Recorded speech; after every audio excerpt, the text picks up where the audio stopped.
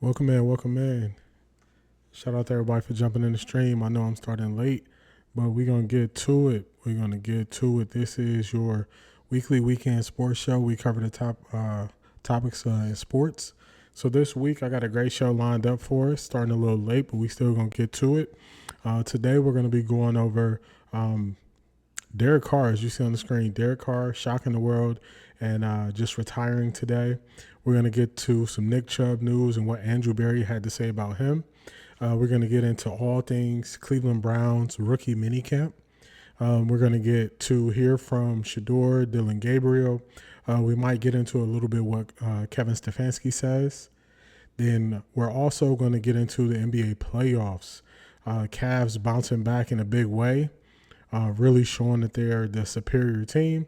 And then we're going to look at how some of the media has been covering the Cavs and calling them soft and creating this narrative that they just need to toughen up and put somebody in and throw somebody around, which really, to me, that just says they don't really understand the game of basketball because they can't give a clear way of what the Cavs can do to get better. Like a good example would be not playing Ty Jerome as much, which that was an adjustment that Kenny Atchison made. Ty Jerome has been struggling in this series, and then I'll kind of break down later the reasons why he's struggling in this series. So I believe we're just going to have a really good show. So definitely appreciate everybody for tapping in so far. All right, just making sure I got everything good. Got a new setup, as you see. You don't see, my Cleveland memorabilia in the back. I got to figure out how I'm going to, do my new setup. So switching up my spots. But we're going to get to it. Still same old show with great topics. So whatever platform you're watching on, if you're on X, if you're on Twitch, if you're on TikTok, tap that screen, give me a follow. If you're on X, follow. If you're on Twitch, follow. I'm going to work to get my full replays out on Sunday mornings at 11 a.m. So if you get into the show, you can't finish up, go to my YouTube page and I'll get those full replays. I'm going to schedule those to release at 11 a.m. Just in case you can't be here. This is a long stream. I usually go for about an hour and a half, 2 hours. So if you just don't have that time and you want to listen to it more in a podcast style way throughout the week, you can definitely tap into my YouTube page, Offtharecorddee, Offtharecorddee on all platforms. Let's get into it. First topic we're going to get to is Derek Carr. I believe this is a big deal with Derek Carr retiring all of a sudden. He's having some issues with his throwing shoulder. He's leaving $30 million on the table. So to me, this really means he had $30 million guaranteed. So that's just if he would have went through his rehab and if he would have trained and worked his way back up, even if he missed the whole year. He really is going through it. To leave $30 million on the table, that's a big number to leave on the table. So I believe this was definitely, he is more injured than we even know. And we probably won't get the story until later on in the year, or more details about why he decided to, call it a career. But once you see those lopsided numbers where they're going to let him keep his $10 million roster bonus, but he's losing that $30 million, that lets you know that it's very serious and it's not something to take lightly. What that means going forward, that means that the decisions that the New Orleans Saints made on draft night will come to play probably a lot sooner rather than later. Let's scroll down here and, man, I got so many things. I believe they only have 3 quarterbacks currently on their roster. Yeah, so they have Tyler Shuck, Spencer Rattler, and Jake Hayner. I'm not familiar with Jake Hayner, haven't heard of him before. But this is where those decisions from the draft will come into play. How soon can they get their second round pick, Tyler Shuck, ready to go, ready to start? He's going into New Orleans with a new head coach, a new offensive system. So how fast can they get him up to speed and get him kind of running the show, just considering what happened with Derek Carr's sudden retirement? So I believe that is a big deal, major deal. And we're just going to see how that situation plays out. We'll be watching it closely. Based on how things went in the draft, I believe that this crop of rookie quarterbacks will be watched closely, just because it was a very unique way that these quarterbacks were selected based on round, based on projections.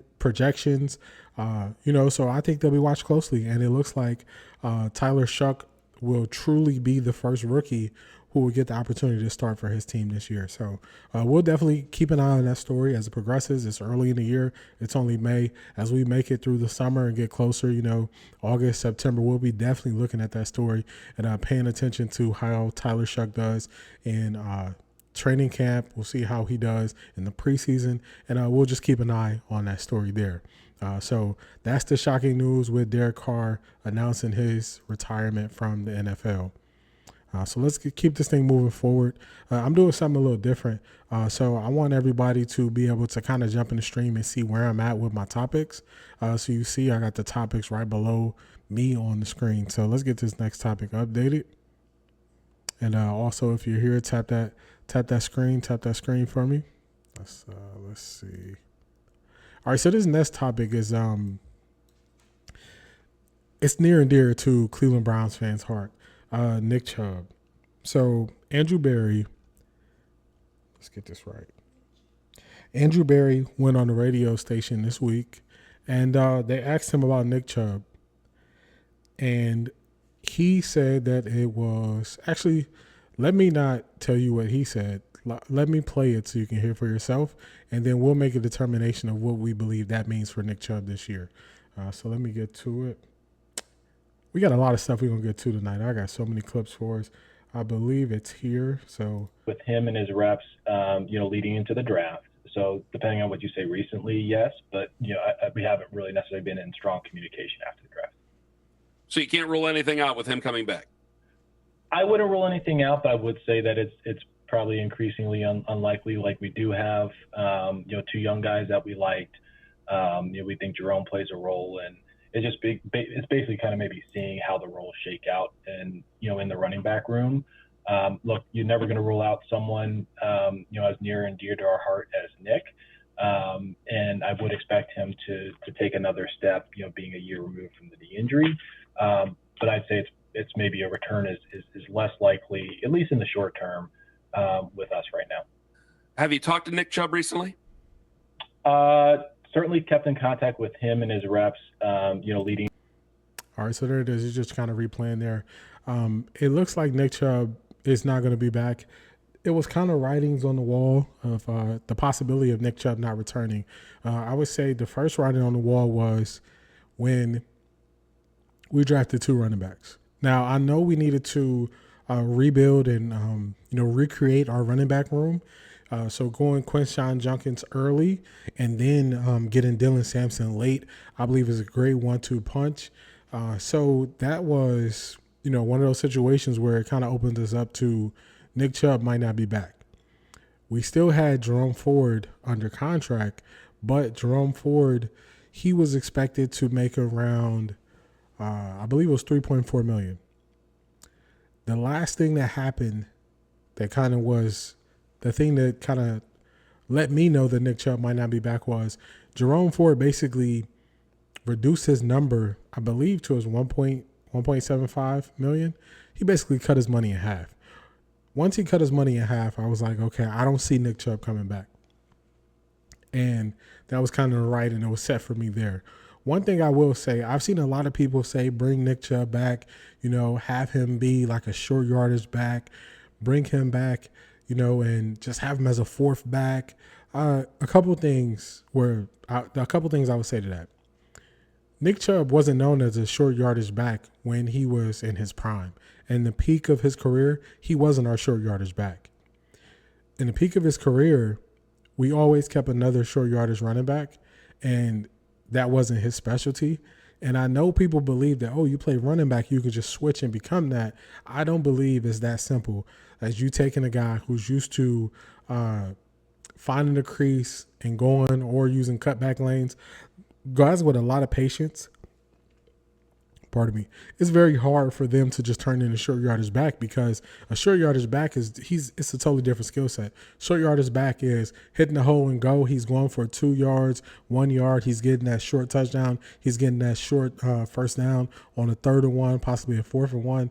That's totally different than Nick Chubb's skill set. So when people were saying just kind of put him in that role, I was like, I don't think they're correctly remembering what Nick Chubb was and what made him special. Short yardage things were not his specialty. So that's the first thing I'll say. The second thing I'll say is usually the fourth running back plays special teams. And I don't believe it would go over well if we had Nick Chubb running up and down the field tackling people. And I just think that would be a disservice to him. That would almost kind of be disrespectful to what he's done for the city of Cleveland and what he's done, in that number 24. To kind of have him going out like that and, put him on special teams and punt coverage and all that stuff, that's just not something that I would like to see them do. I know it's one of those hard situations because through all the turmoil, Nick Chubb has been the player who's been great that we also just gravitate towards, and he always just shows up. He doesn't have any. Some would say it was a waste of his talent.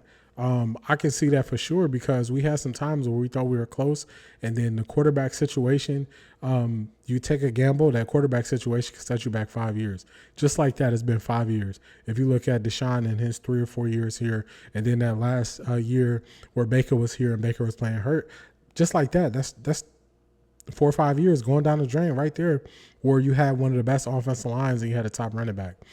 So for me, I just I didn't see a fit for Nick Chubb to come back.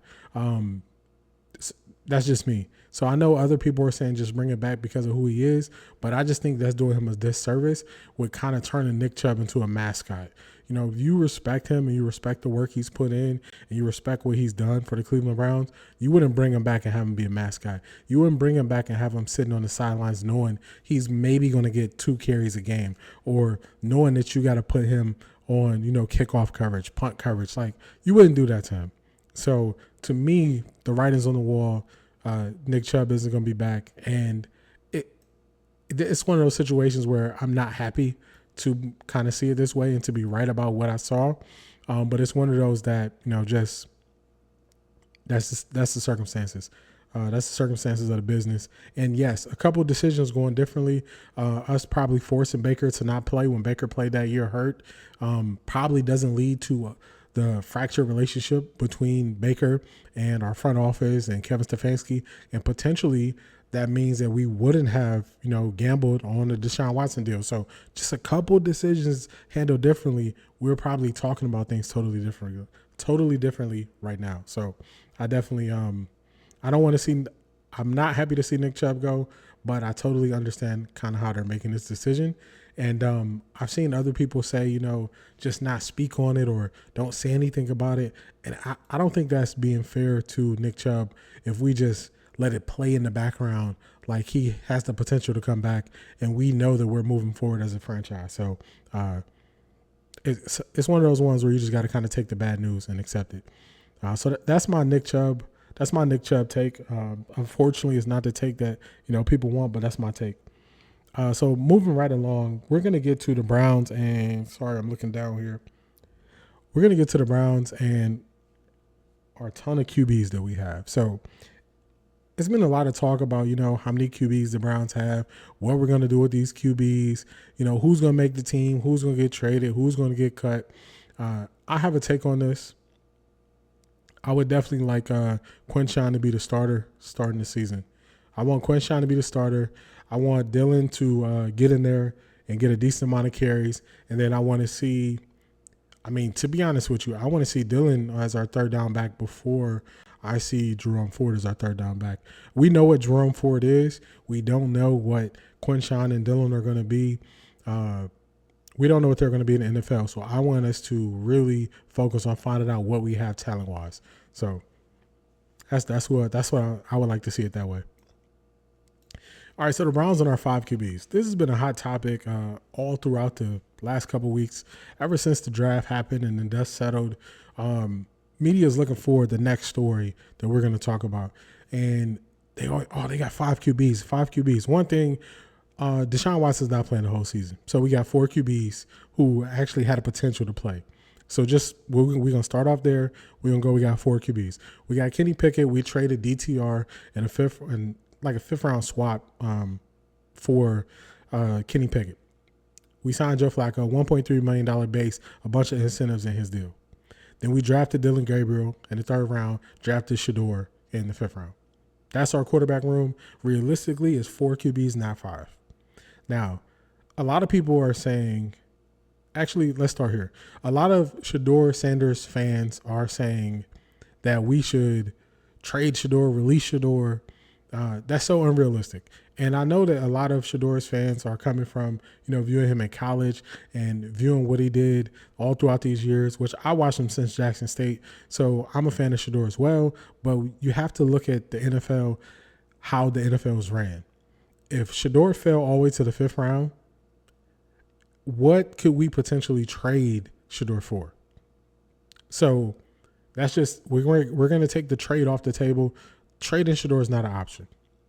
And I'm not advocating for it. I'm just breaking down the rumors and what people are saying about what we should do with our quarterbacks. So trading Shedeur off the table. Releasing Shedeur, that makes no sense.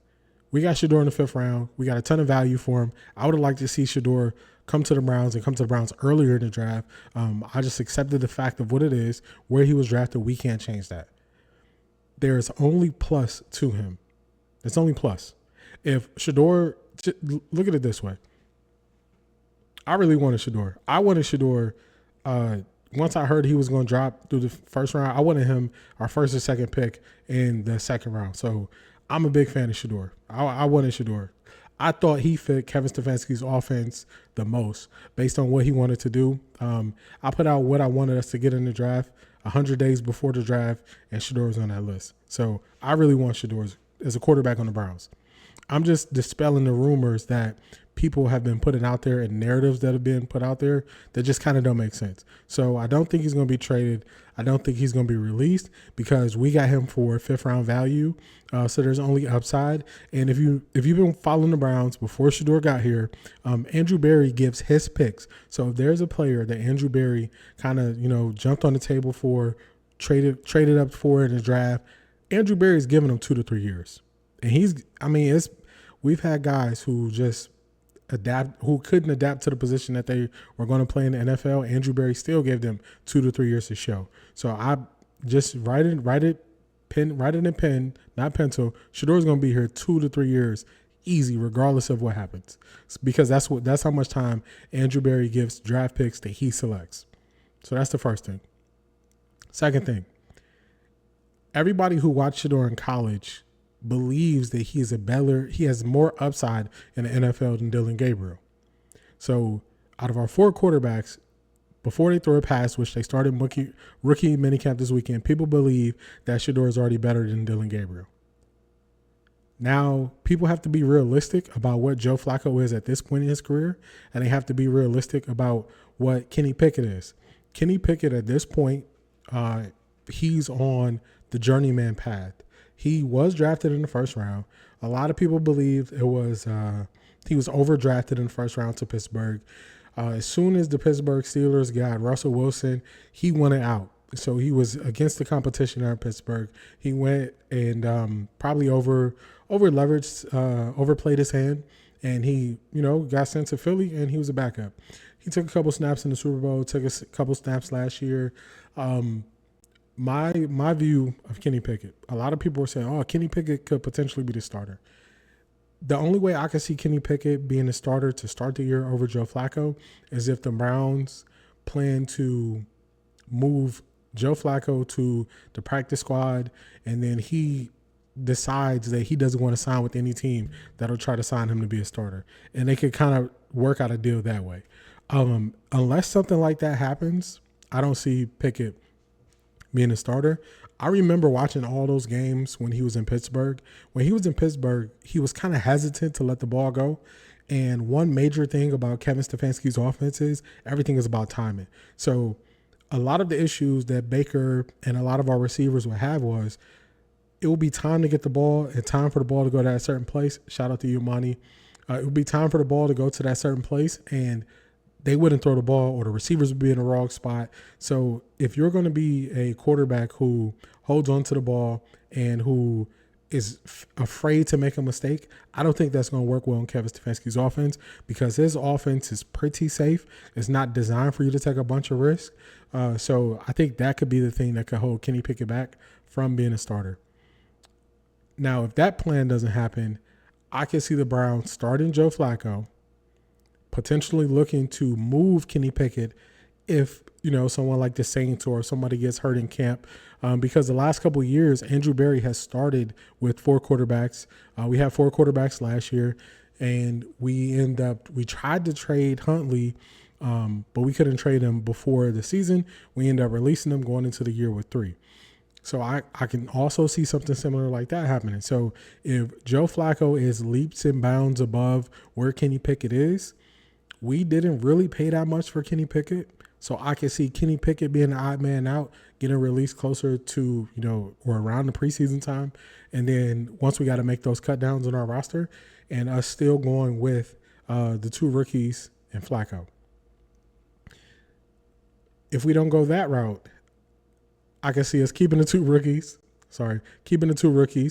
and us trying to see if we can trade Joe Flacco to a team who has had an injury earlier in the year. So those are the ways I see it breaking down.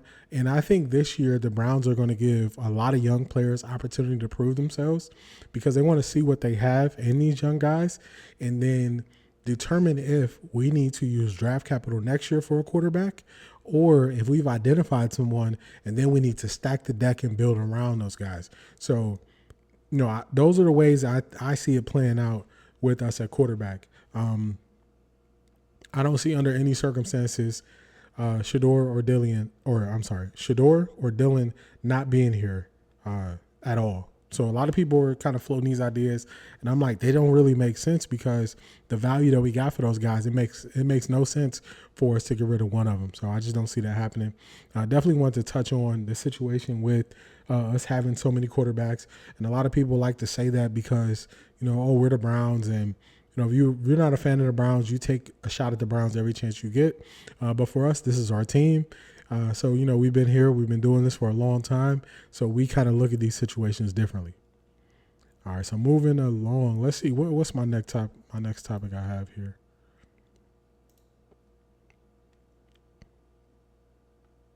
Let's get into, let's see. Should we go into the Browns and looking at highlights of the rookies, QBs, or should we go to the NBA?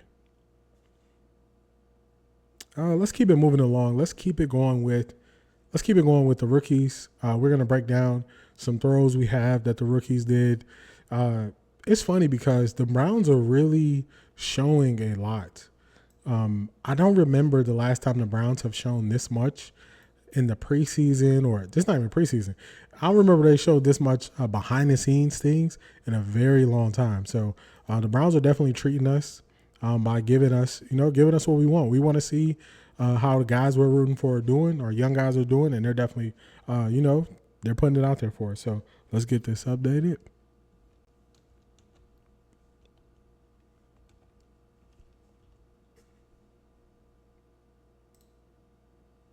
All right, let me get this adjusted on the screen here.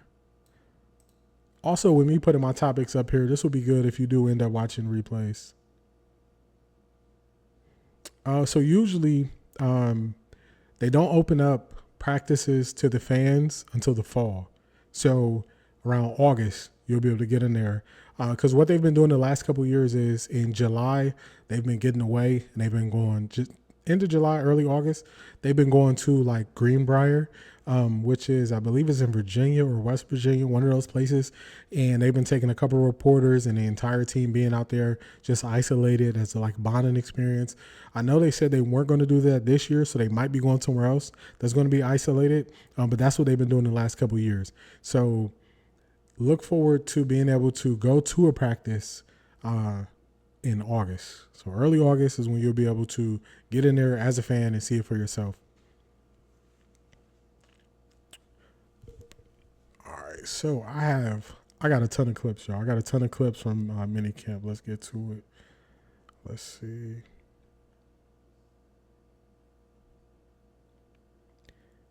So I saved some that are full. We're going to look at day one of the Browns rookie QBs, and we're also going to look at day two. So I thought I had more bookmarks. Let's see. They might be older, but let me get down to them. Okay, yeah, they were older. All right, so I know why y'all here.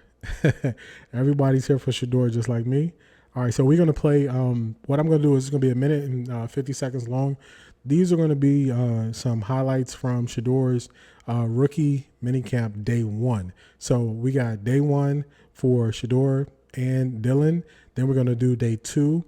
Then after day two, we're going to look at their press conferences. So we're going to do Shedeur's press conference first.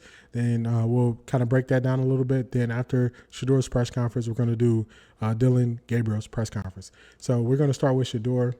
Let me get this full screen for y'all. And let's see. Let me start it from the beginning.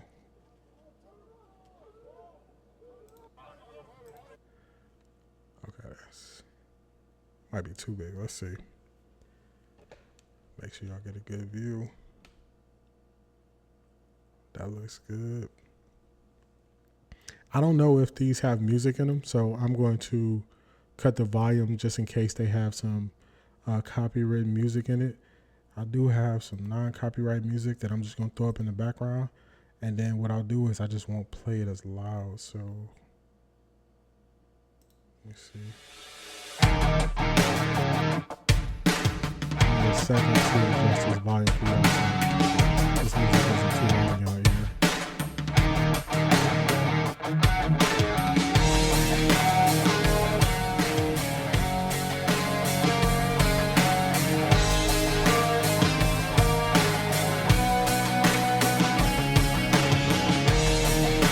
Just in case they got copyright music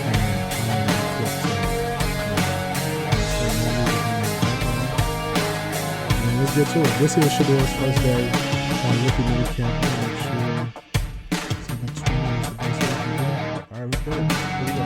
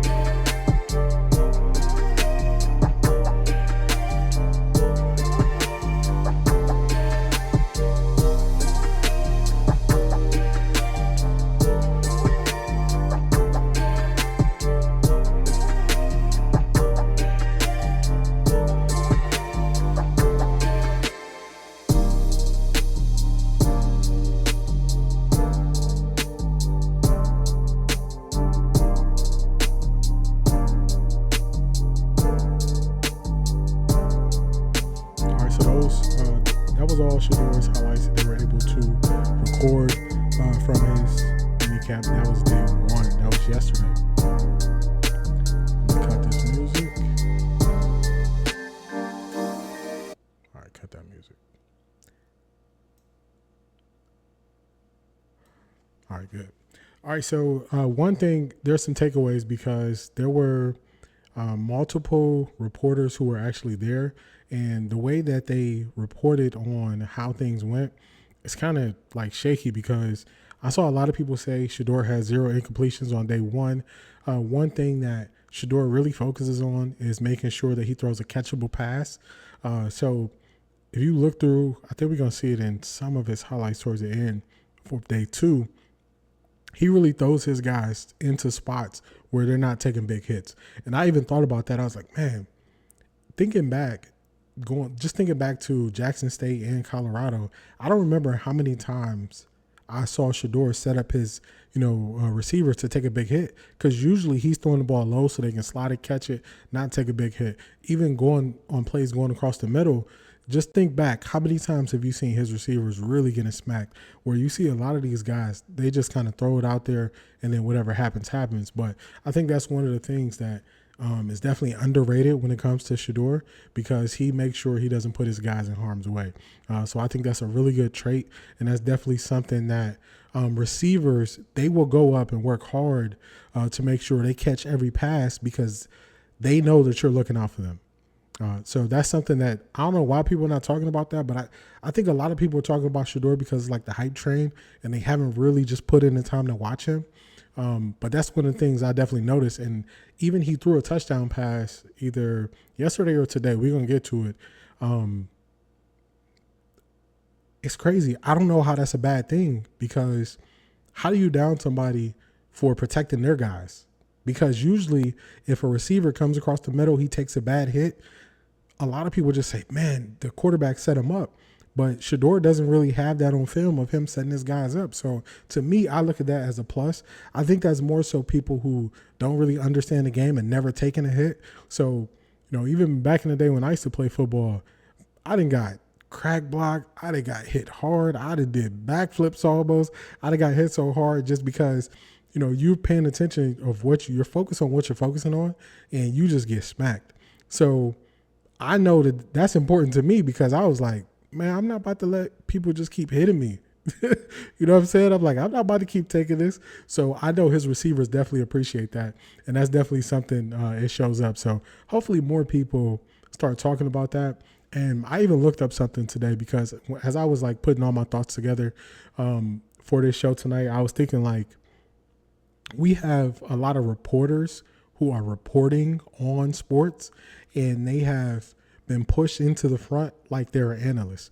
And it's a difference between the two. So a reporter reports information that they get from other people.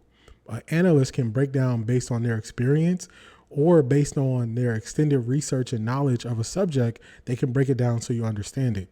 So the same way I can say, hey, I've been hit before, I know when a guy's looking out for his guys. They can't tell you that. They'll just repeat what they've heard someone else say. And we wonder why, we just kind of question how, even the way they ask questions.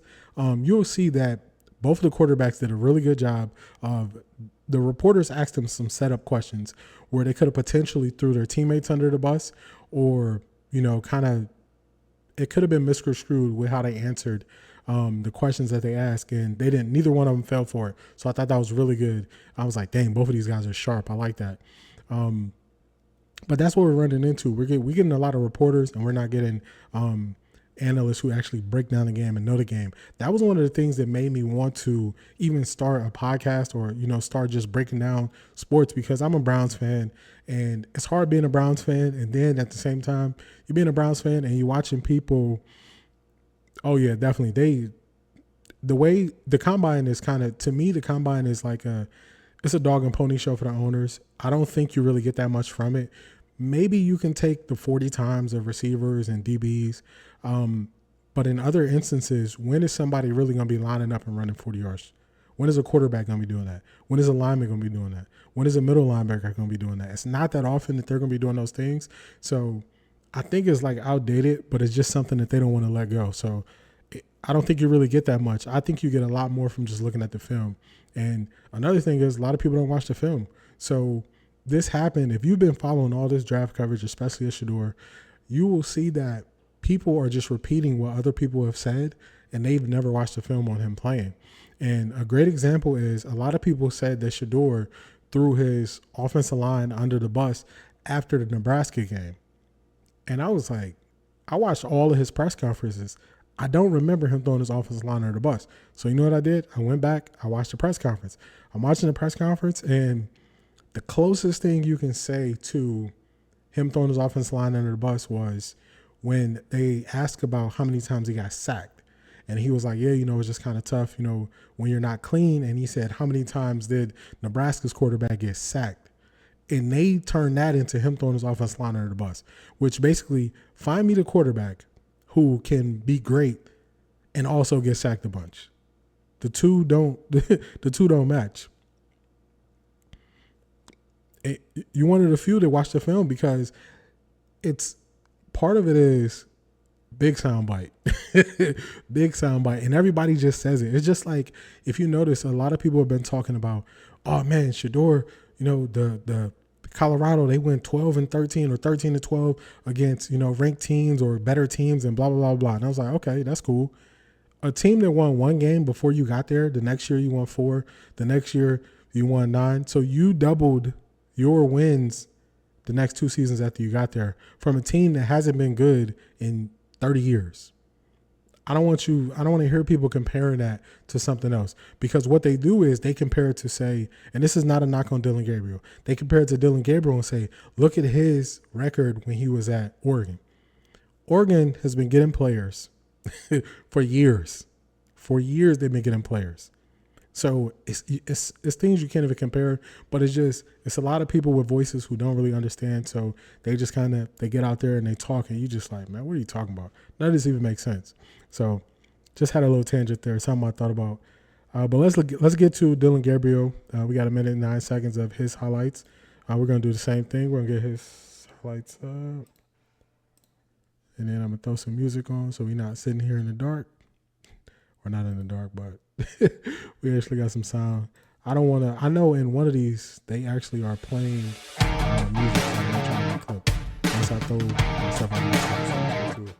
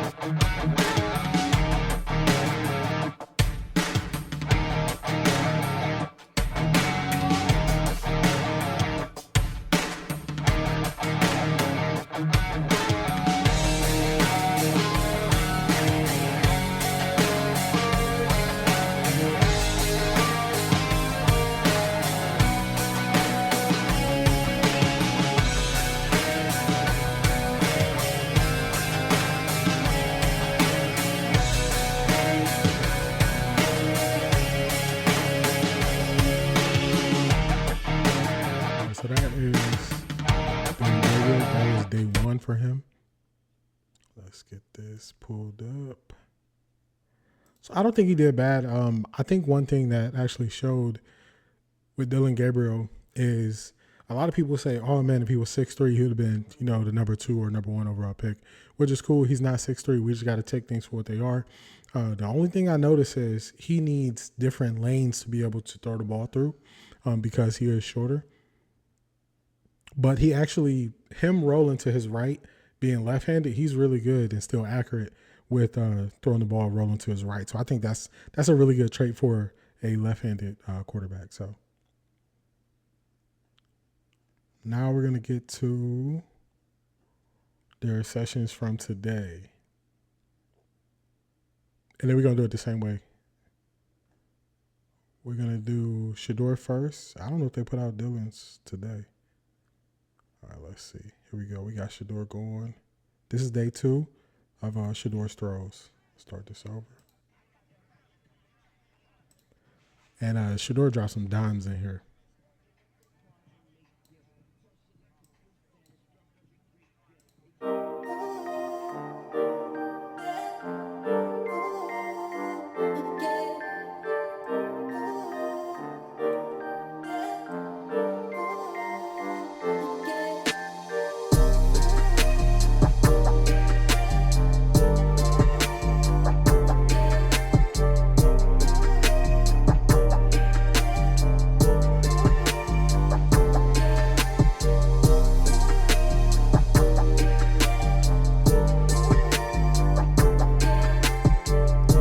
He was a lot more comfortable today.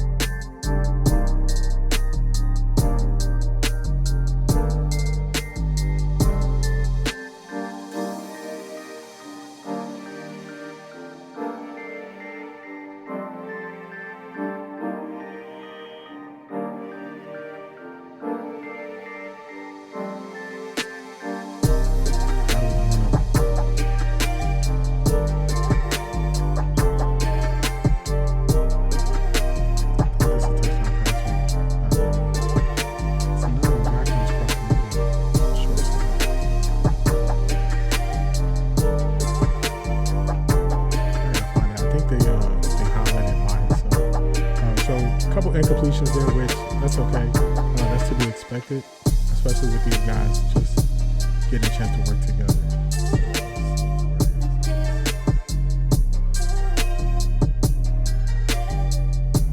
Throw to the corner. Goes to the corner of the end zone. I was like, man, oh man, look at that accuracy. Might be on the Cleveland Browns. Let me go to their page and see if I can find it real quick. I'll tell you one thing, all the years I've been following the Browns, they've never put like this much. Especially not this early.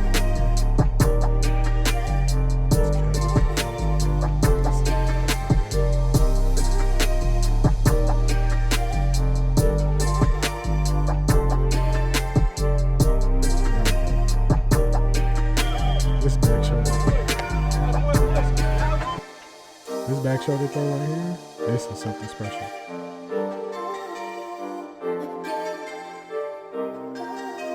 Something special. Only his guy can get it going away. That was a really good throw.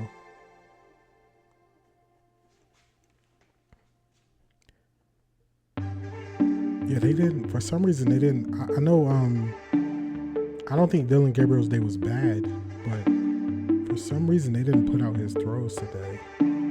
I know Dillon Gabriel did throw a pick. This is actually the pick that he threw right here to Carson Schwarzenegger, but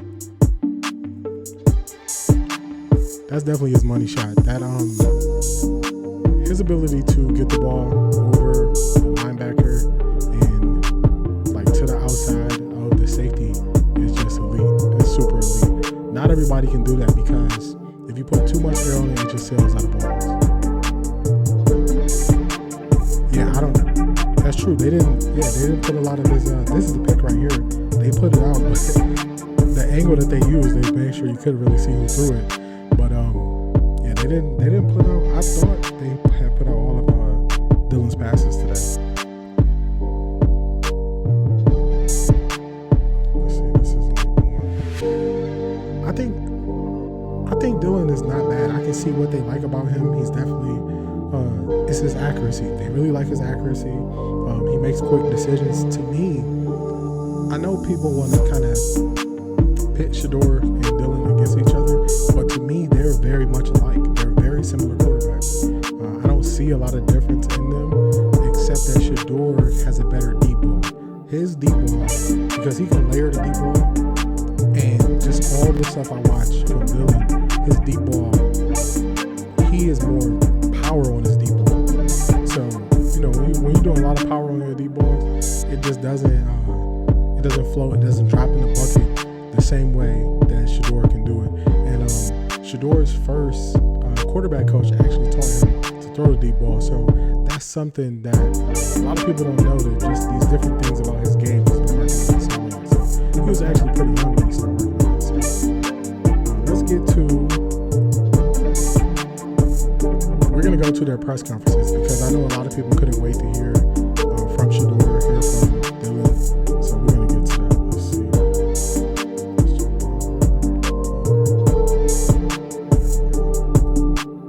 Let me get his music off in the background. We don't need music. We'll listen to Shedeur.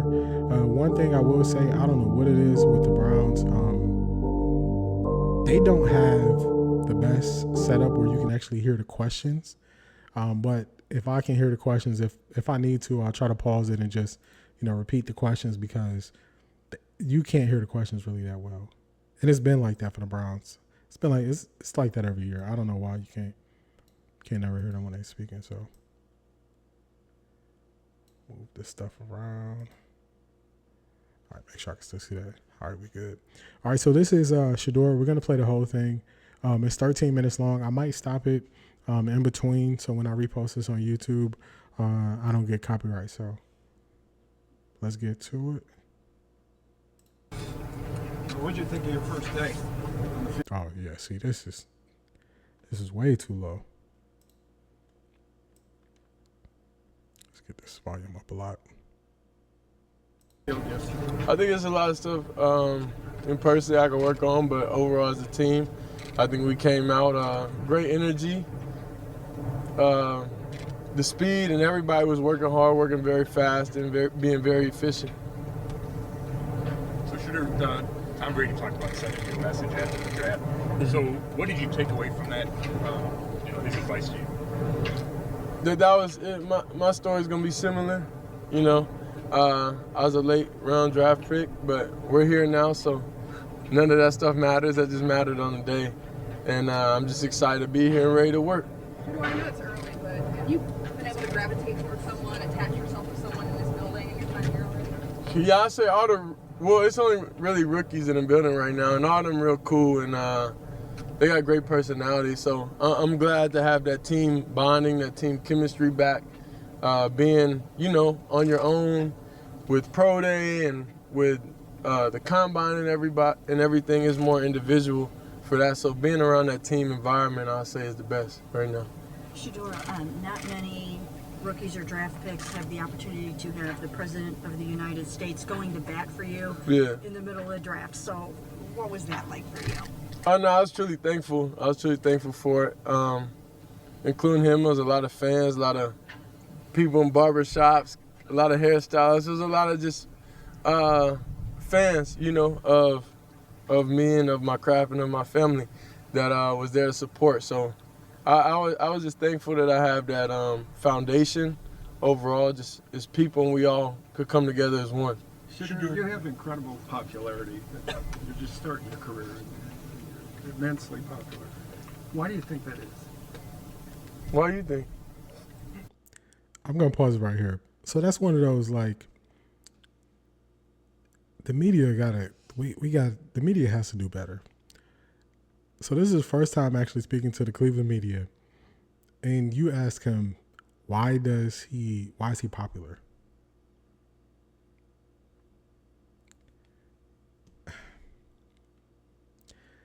You can look up why he's popular. You can look at his dad. Look who his dad is. He grew up in the spotlight. He's been on TV shows since he was a young child. A lot of people watched him grow up before their eyes.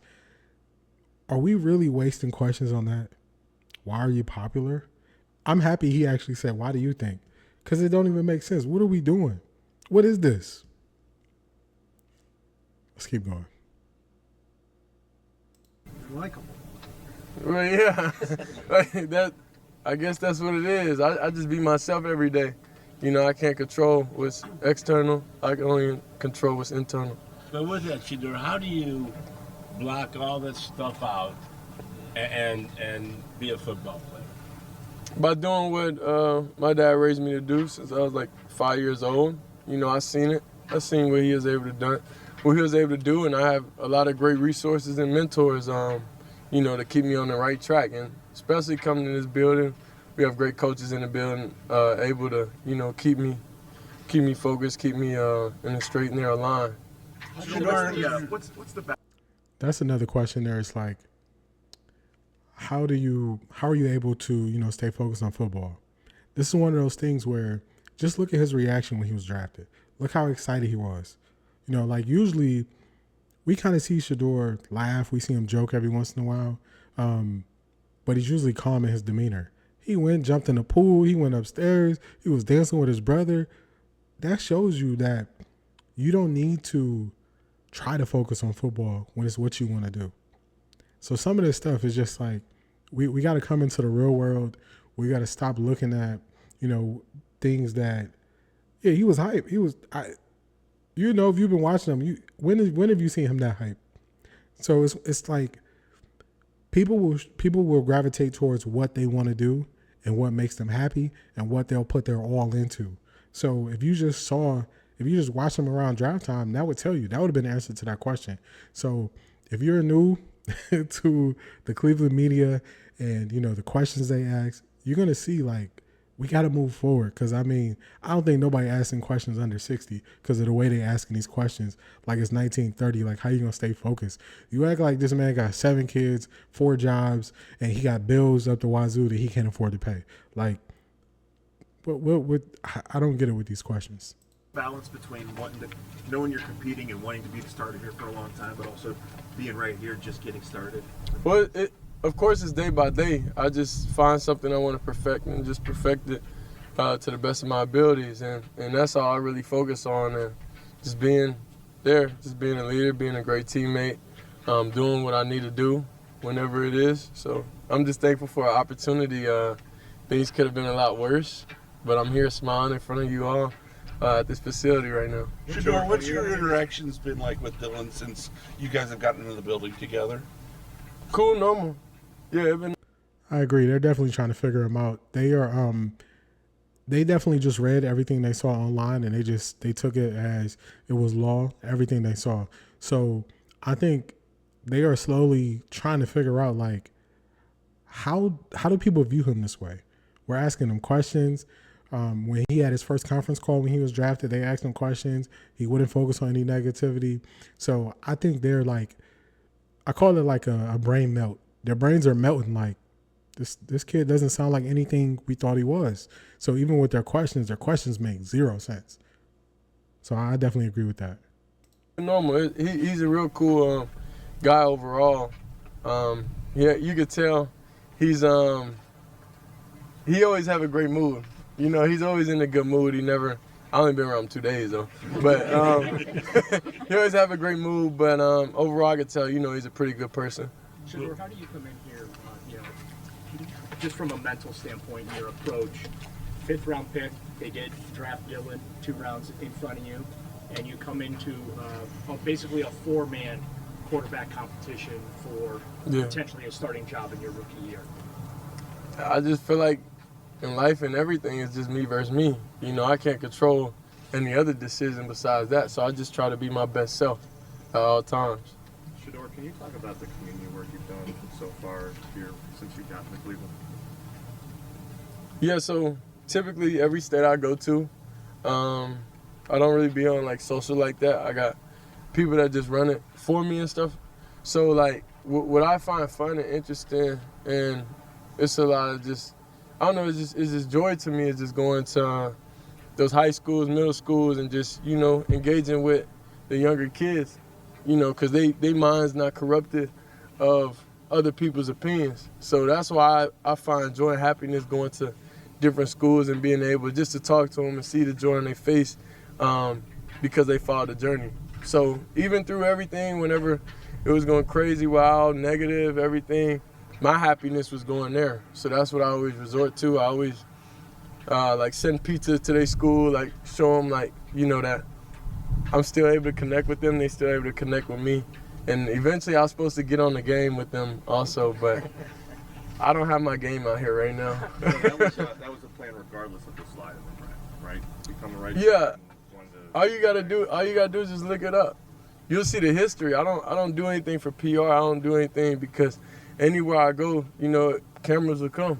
So it's not really nothing I typically try to do. It's just, you know, my life and just what it came with. Shedeur, it seems like you. I'm happy he got to answer that question, and they're going to try a gotcha question coming up here shortly. I can't remember which reporter asked the question, but he just explained it like kids bring him joy, seeing the joy that he brings to them because they get to, you know, get some hope from him being there. And, you know, older people should really get that. Yeah, I mean, he could have used a better word than corrupt, but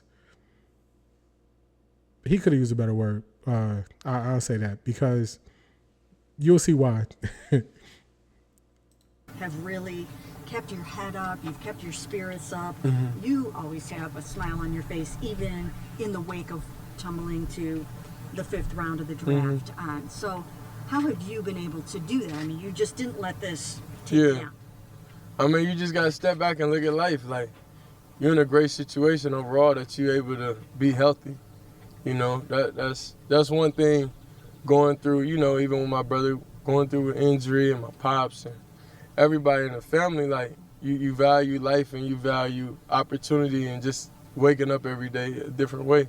So that's kind of why it's nothing for me to really, no matter what, in any situation, I can't really be fazed by it. You know, it's like playing quarterback. You go down there, you may have not scored the whole game or whatever, but then when it gets to that final 2 minutes and it's time to lock in extra, you can't be in your feelings. You can't be down about anything.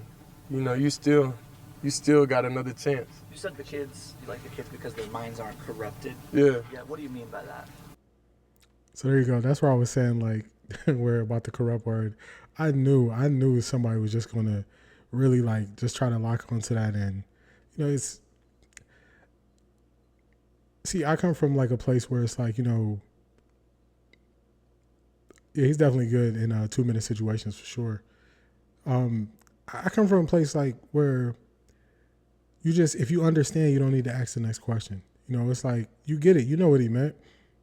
And actually, his answer is really good. And he's going to kind of make a little joke out of it, too. So, but they know what it means. Corrupted as in, like, they don't, other people's opinion of you, like, they go based off their own, you know, so they don't have, 99% of hatred is, you know, towards Pops. And then I'm just, you know, I'm just his son. So it really just comes from that, and I told him that too. But, you know, it just comes from him. But then, you know, they didn't grow up in an era to where, you know, they watched him play, so they don't have anything too much negative, whether they say flashy, this, that. Like, this the older generation that do it to me rather than the younger people. Because when I come in person, there's no negativity I see, but it's all over online. So that's why I say I like going in person and actually meeting them. And any questions they have, I say, just ask me whatever question you want. Pick any question. No filter, no anything. I know. I know. Sorry. One second, I got you. But yeah, that's what they say, and then I just answer whatever they need me to answer. But the most question they asked me was just like, how is it mentally going through all this? And I just told them it's just like playing quarterback, so I can't be fazed by it. I know your dad in the pre-draft process had said, like, with everything you've dealt with attention and scrutiny, that you're very well prepared, in his opinion, to take on everything that comes with being in the NFL. Just what has that been like, I guess, throughout your life, and how has he helped you navigate that, especially these last few years? I say definitely he gave us the spotlight to be able to do that, so he gave us the opportunity. That's all you can ask for in anybody's job and anybody's profession, is just an opportunity to give a chance. The rest after that is on you. So I'm taking every snap out there, you know. I'm getting up after these hits. I'm throwing touchdowns. I'm doing, you know, they gotta live it day by day. So that's all he gave us was the opportunity, and we had to navigate and see what we like about. And that's why I study people. Honestly, I study people, see how they handle certain things, see what they do, see different people's tendencies when it's going on. So you won't ever really be able to tell, when I'm frustrated and when I'm not feeling good or anything, because I watch even self-reflecting, years, even just on sidelines and stuff, I feel like I could have handled better situations because it was misunderstood by the mass, but I understood. But, I don't want anybody to form negative opinions, about me, and it's something I could change. So I just took that type of leadership ability within myself to not give that vibe off or not give off that different type of aesthetic of negativity. It's funny because when him and Shiloh, when they do certain things, man, their daddy come right out. Like you just, you see it. Shiloh, the interview he had today, he had a great interview, and he was joking about Shedeur calling him and his big brother not being there, and I'm like, man, I don't know how you just split him into three like that, and you see glimpses of it, whenever they're speaking. So it's kind of funny. Oh, go ahead. When you say watching people, like, do you just mean like in general or teammates or no, other quarterbacks? watching people is like other successful people. It's not just the position. I say it's just everybody in life, because like people in life, they go through different challenges, but it's similar. So if it's a financial guy and his business is crashed or something, like how is he throughout those moments? Like, is he frantic? Like, is he out of character? So that's why whenever you seen the draft and all that stuff happen, and everything was live. So I was normal, and I'm normal throughout everything, because all it is what's the next step. So I was just thinking, what's next? Sure. Are we gonna take 3 more? I like his answer too. A lot of times people think that the only way you can look at somebody who's successful, they have to be in the same field as you. But a lot of times you can look at people who have success in other fields, and you can take things that they use. So I've even heard of people looking to like pilots and stuff like that, who their job is to, protect all these people and keep them safe, and how they are able to manage it, and they're able to make sure that, even in stressful moments, that they don't flinch. So I think that's really good. That was funny that you caught that when he was moving that side to side. Like, I watch people, like, I'm watching y'all. Just know that I'm watching y'all too. You got that on the phone call. Your family friend book said that you kind of just let it roll right off your back. You went to throwing the football right after. Yeah. Where does that mindset come from? Well, I jumped in the pool. But I don't even try to think about that day, because I got practice, so all that stuff was cool for that time. But now, I got practice. I got to learn the playbook. So Can you see how it would be? Just where are you at? We're on day 2. How's it different compared to Colorado and Jackson State? Well, of course, it's the league, so it's longer, of course. But learning, I feel like I'm on track. Like how you feel like any day 2 system. Can you see how we gonna hit Jimmy K. Martin and Mary Kay? Can you see how it would be hard for someone like Dillon to share a quarterback room with you, given all of your popularity? I just live in my own perspective. I don't live in other people's perspective of how somebody would feel over anything. I don't feel any type of way as a person in anybody's situation. Like, if it's something I like, it's something I respect it. Like, I don't have any type of negativity or hate in my thought process. So I don't know how to answer that question, truthfully. That was the gotcha question that they hit him with. For some reason, people think that attention is an issue, which I look at it like, if you had attention on you all these years and you don't have all these bad public stories out about you, that means that you've handled the attention well. And you can look at the flip side of that being, if you had all this attention on you and it's all these stories and incidents and times you got in trouble, then we can say you didn't handle it well. So for some reason, they believe that people having an interest in you is a negative thing, which if you look at it just from a business standpoint, the Browns changed the entire way that they are approaching this season, with so much coverage that they're giving to a rookie minicamp. I've been a Browns fan my entire life. I've never seen any of this stuff from mini camps, rookie camps, none of this stuff. We barely get this stuff during like the preseason. So they're looking at it differently because they see an opportunity. So the reporters and the media who are covering the team closely, they have to realize that you're just feeding the people what they want, and you're doing that without any slip-ups or, issues. So they got to get over this attention thing. Like that, they are really caught up in that. Yeah, definitely. They gave them, so that's good that you brought that up. That was something I wanted to touch on. So what they did was they brought in more people than they normally would for this rookie minicamp, so they can give both of them equal reps. So they got equal reps yesterday, equal reps today. So to me, from the outside looking in, it definitely looks like that they are really giving them both a full opportunity, in this quarterback competition. So I think that's a really good thing.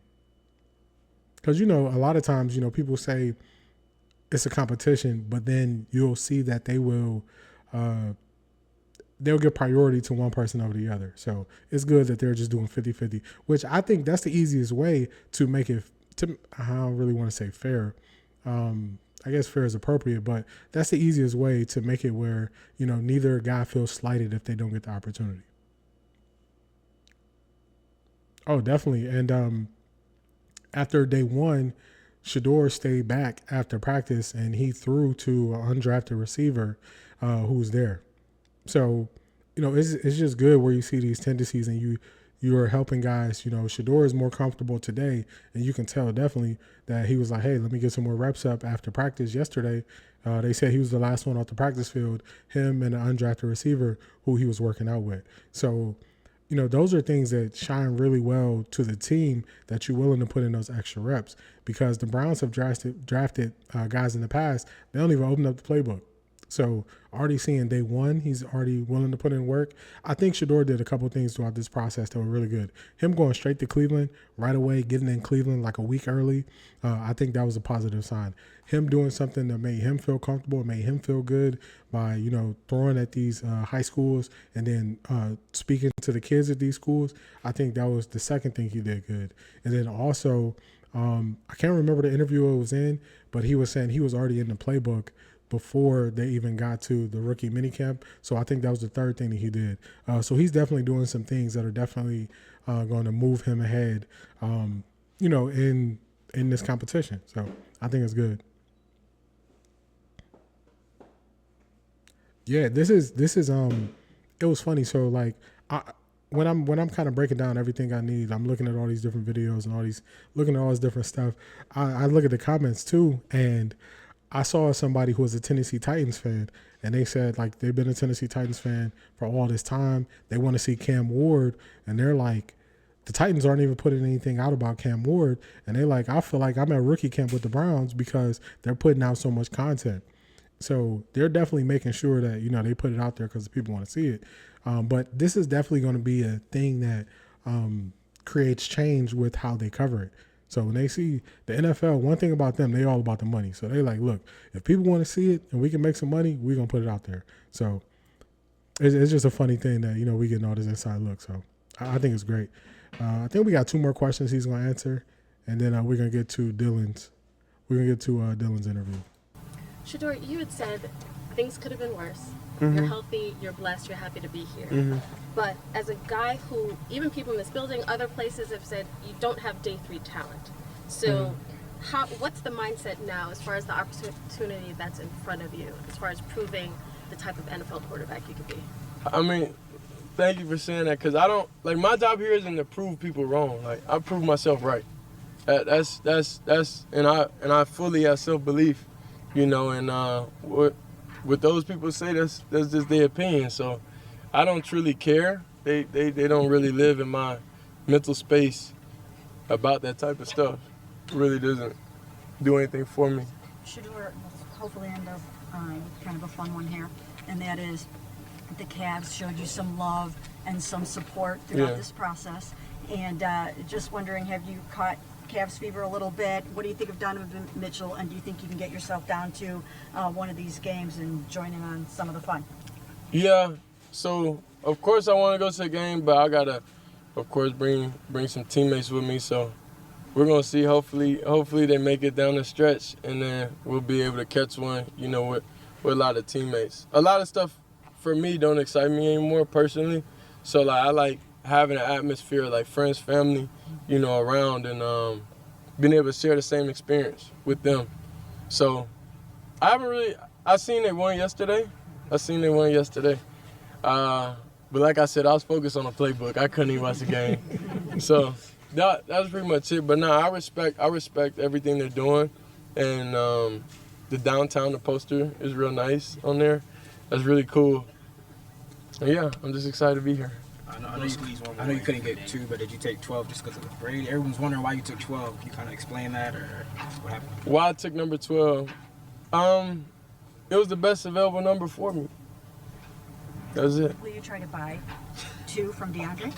Nah, I'm not trying to buy anything. My signing bonus ain't that high right now. So I like the way he ended that, you know, just talking about the love he got from the Cavs, and basically he's in the playbook. He hasn't had time to, you know, just get into it too deep. But then also, it was a big thing with him not being able to get number 2, and I think he's handling that the right way, because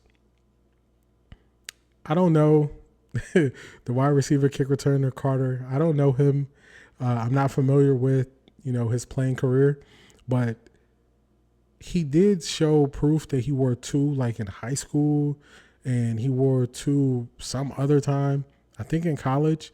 But he's been in the league, I think 7 years, and he's never worn 2. So a player who's been in the league all these years and never worn this number, and then they try to go back and say, hey, but I wore it in high school. I think, I'm not there. I don't know what the guy's thinking. I think he was trying to get paid. I could be 100% wrong, and I'm cool if I'm wrong. But I think he was like caught up in the hype and facts. Because he basically responded right away by saying, no, I always wear this number, and, you know, just kind of that back and forth. So then fans already looking at you sideways. So, but I just think it's one of those things where they look at Shedeur and they see the jewelry, and, you know, they might see the cars, and they might just think, oh man, he's probably loose with his money. And they probably, you know, he probably thought like, hey, just a quick little come up, you know, make me a little 20 grand just by giving him his number. And he like, nope, I'm cool. So that's how I take it. I'm happy that he is not tied to the number. He's not making it an issue, and he just moving on. Dillon Gabriel didn't get his number either. Dillon Gabriel wore number 8 in college. Kenny Pickett got number 8. So there are some vets. The vets get first choice. The vets got their numbers first, and then the rookies pick 2 numbers. So they pick their first choice and then their second choice. So yeah, you're not gonna be able to get them on no money. Like, I think people think that, and he found out that he got backlash from the fans, and he can't make no money off the number 2. So he like, man, this is crazy. Let's jump over. What did you think your first day on the field? All right, this is Dillon Gabriel. Here's his 10 minutes. Fair use for all the videos I'm using. I'm using quite a few YouTube videos tonight. Shout out to everybody for being here. I definitely appreciate y'all. Shout out to y'all for all the likes. Make sure to follow on whichever platform that you are on. And then normally my normal schedule is 7 p.m. Saturday evenings. I go live. I started late today. Man, it was a whole journey. I had a whole bunch of technical issues on my end with software and everything. So I started late today, so I'm normally not on this late. So normally my time slot is about 7 p.m. to 9 p.m. Saturday nights.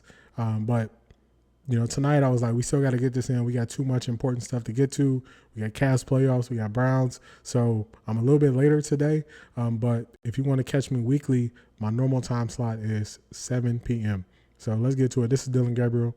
I'm going to pause it when they kind of hit him with a gotcha question too, and I definitely like the way he responded to it. One thing that showed me was that both of these guys are sharp, and they're not going to get caught up in the narratives that the media will try to spin, because one thing about the media is they create the fire, run 100 yards away, and then say it's smoking over there. And I like the fact that these guys are not falling for it. So let's get to Dillon's interview. Felt good. Honestly, I think this is definitely a place where I thrive, being able to get back in the building. And I think, within 6 months of the draft process, you're kind of teamless. And, a lot of time for you to build and grow individually. But this is where I thrive, being in a team environment. And that's why you play the game of football, On the front, when we talked to Kevin Stefanski and Andrew Berry, they said they spent so much time with you during the pre-draft process. Did you get a sense that they really liked you? Yeah, I think it was mutual. And I think naturally you have conversations and you look at the game of football in a similar way. Naturally that just builds over time. So spent a lot of time with them. Of course, super excited I'm here and blessed that I am. And felt like, this is a spot for sure. I'm going to take a quick break, y'all, but I'm going to play this interview for y'all. I have watched it. Hopefully I make it right back before he gets to the point where they try to catch him in a gotcha question. But I'll be right back, but I'm going to keep this playing for y'all. I'll be right back. Dillon, that video with the bird calls, is that authentic? Or was that all wrong? Yeah, it's like that metaphor, a little birdie told me. So kind of played with that, but funny enough that got out. And yeah, it's there for everyone to see. Dillon, can you just address this whole notion of you're coming in here as the 3rd round pick, Shedeur's coming in as the 5th round pick, yet he brings a lot of the social media and the entourage and the hype and all the hoopla and all that kind of stuff. So what is your sort of mindset or approach to that whole notion of that? Yeah, I mean, for me, life of simplicity is a life full of, focus. Life of, complexity comes with life of distractions, but for me, I'm focused, I'm simple, I know what I want to accomplish. With that though, what was your reaction when you found out they did draft Shedeur after they drafted you? Yeah, I love it. I love it because of who it is. I think just for us both, you can learn from one another, but also it's not just us two in the room, at least for right now it is, but going into the year, Kenny, Joe, and even Deshaun, just a bunch of guys who played a bunch of ball that we can all learn from one another. How familiar were? Has there been anyone in this building that maybe you gravitated towards, kind of you've already attached yourself to? Yeah, Ron and Corey in the equipment room, they've been a huge help. Definitely guys you interact with every single day, but not only them, I think just a bunch of the guys going through this process, grinding and learning from one another, but it's been a good one, and I think you see the urgency from everyone and knowing that this opportunity you want to maximize. Dillon, how familiar coming in here and being part of a 4-man quarterback competition this offseason? Yep, it's not new to me. I've done it at every stop, and I've done it at every level. So thank goodness for that and great preparation in that. But also know that my competition is yesterday. How can I be better than I was yesterday? So that's what I'm focused on. And continue to create an environment that you want to be a part of, and that's all you can do.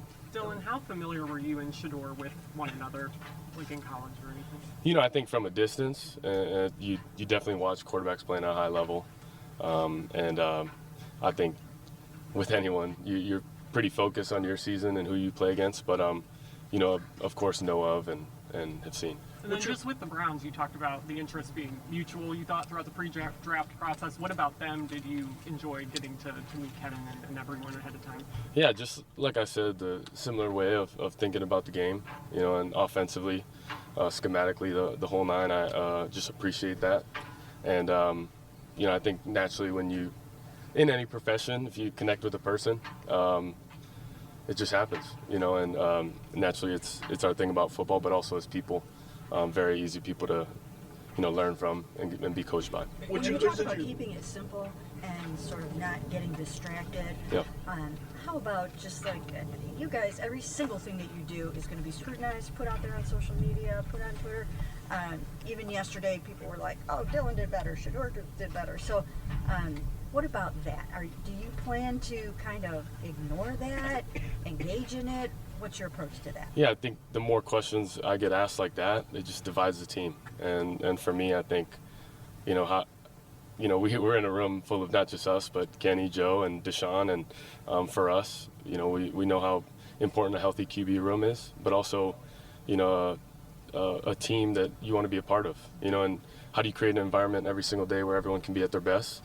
And that's just pushing one another, which talent naturally does, and naturally it's healthy. For us, we all go do our thing and everyone wins. That's the question that I was thinking of when I first listened to this. That's why I say, like, the media is the one that creates these storms, and then they act like it's your problem. But I like the fact that he dismissed that style of questioning. So basically, he said, "Look, you can ask these questions, but we're not going to engage in it. We're not going to really give you a lot of about it." And Shedeur kind of did the same thing where, when they asked Shedeur, like, how do you feel about all this attention you bring, and how do you think he feels, Dillon feels, and Shedeur basically just shut it down. So I think both of them handled that really well, and the Cleveland media is going to have to work through. You're dealing with guys who spent more time in college. So when we just had, guys who were just running out of the college game into the NFL, you can kind of catch them with some gotcha questions, or, guys who aren't as media trained. But first off, it's two quarterbacks. So they're going to be media trained to a degree. Then Shedeur's been media trained his whole life. Dillon's been in college 6 years, played for 3 different programs. He's been in the spotlight. So you're not going to catch them with those gotcha questions. So the media just has to do research, learn more about these guys, ask them meaningful questions where they could give information to show more of who they are. Like, they could have used this time to get to know them better versus trying to ask these, kind of gotcha questions, throwing them in there. But he definitely handled that really well. And I like the fact that he just called it out flatly. Like, we're not even going to answer those type of questions. I love that. Don't let them create a storm for you. So many guys are afraid to do a little bit of pushback and hold firm. So then the media creates a storm, and then they ask you about it every single week. And he's like, nope, we ain't going for that. So that was a great answer. In the mechanics of your position, how important is it to spiral the ball?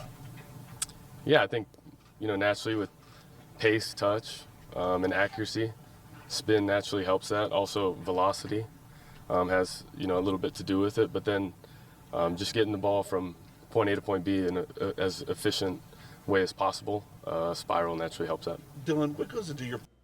That's another question. So the reason why they're asking that question is because a lot of people say on some of Shedeur's shorter passes, he's like, it's not a tight spiral. So they're asking that question to set up something they're going to ask later about how Shedeur throws the ball. He just kind of kept it to a standard answer. But that's the little tricks that the Cleveland media does. I can't speak to other media markets because, I'm a Cleveland fan. I do consume some of the national media. They usually don't really ask questions or get an opportunity to ask questions that often, unless it's like a post-game interview or something like that. But the Cleveland media, they definitely they try to start little fires, and this is a little fire question, and it's leading into a potential dig later at Shedeur. So that's why they're asking that type of question. Process, you've transitioned into different offenses multiple times in college. What goes into your process of kind of expediting the process of picking up the new system you're going in? Yeah, there's no way around it. Just through, and you got to continue to learn. Of course, I've had my time in learning a bunch of new offenses and a bunch of different areas and connecting with different people. But for the most part, it's hard work, it's dedication. Everyone has their process, whether it's walkthroughs, installs, being able to tie in film with that. But for the most part, there's no way around it. It's through. How would you compare the playbook at Oregon versus what you walked into here in Cleveland? A lot of similarities. I think verbiage for everyone has been something that's new, and that's natural. In college there is more tempo-based offenses, which, naturally, to help yourself in tempo, you have to have shorter calls. Where, in the NFL, a huddle is more a natural procedure, so naturally you can add more verbiage to that. But for me, did a mixture of both. Very blessed as well to do the Senior Bowl, which is great practice for this kind of stuff. But throughout the process, you tend to go through playbooks and have to rep it that day of. And like I said, 3 different spots, you learn how to create your own process for it. Dylan, what about hearing your name called? Take us inside your draft party and what that moment was like for you. Yeah, it was a lot of fun. I think, when you go back to that, it's a dream come true, but it's also the beginning of your dream. So excited for the work to come. And, this is where I wanted to be, but, the dreams and goals don't stop there. Him and Shedeur, it's so funny because they both have the cadence with how they speak. Excuse me. They both have the cadence of how they speak like a quarterback. It's so funny because it's just little things as you listen to them, more. You're like, dang, they sound like quarterbacks. They sound like guys who will be giving direction to other guys. So I know people want to pit these two against each other. I'm not looking to take that approach. I'm not looking to pit one against the other. I'm a Browns fan first. Of course, I'm a Shedeur fan. I know more of Shedeur than I know of Dillon. But I don't want to see one of them fail so the other one can't succeed. Best case scenario, one of these two guys does really well, but the other guy shows promise, and we move forward with both of them. But he definitely has that quarterback cadence. Like, he talks like he's about to call a play in a huddle with all his words he says. In your interaction or reaction with Browns fans so far? I haven't had enough yet. It's been my second day, but bunch of love. Look at this weather. Isn't this beautiful?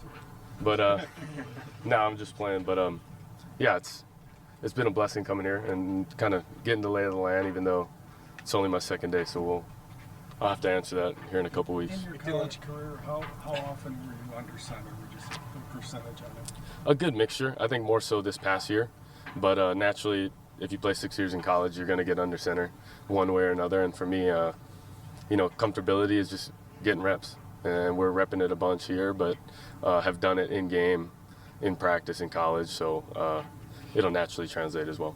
Yeah, I think you said before that you're used to competition at quarterback, but you also started a ton of games. So does this feel any different to you walking into such a kind of wide open competition? It doesn't. And like I said, with competition, how I approach it, I'm trying to beat yesterday. Myself yesterday. Just any chance I can be 1% better than that. That's how I look at it. And naturally, you play the quarterback position. Only one guy can play. So there's naturally going to have competition at all levels. And that's why we're in this game. We love it. And if you're a competitor, you love it and you run towards it. So that's what I do. Could you clear it up? Were you told by the Browns we're taking you at 94? I don't know. We'll leave that up to mystery. Dillon, there was this clip going around from you in college talking about you like playing in nice weather, climate-controlled elements. Well, I hear you there. I'll say this.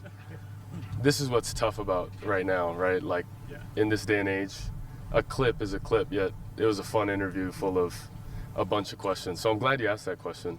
But we decided to clip certain things that maybe could get more views than other, clips within that video.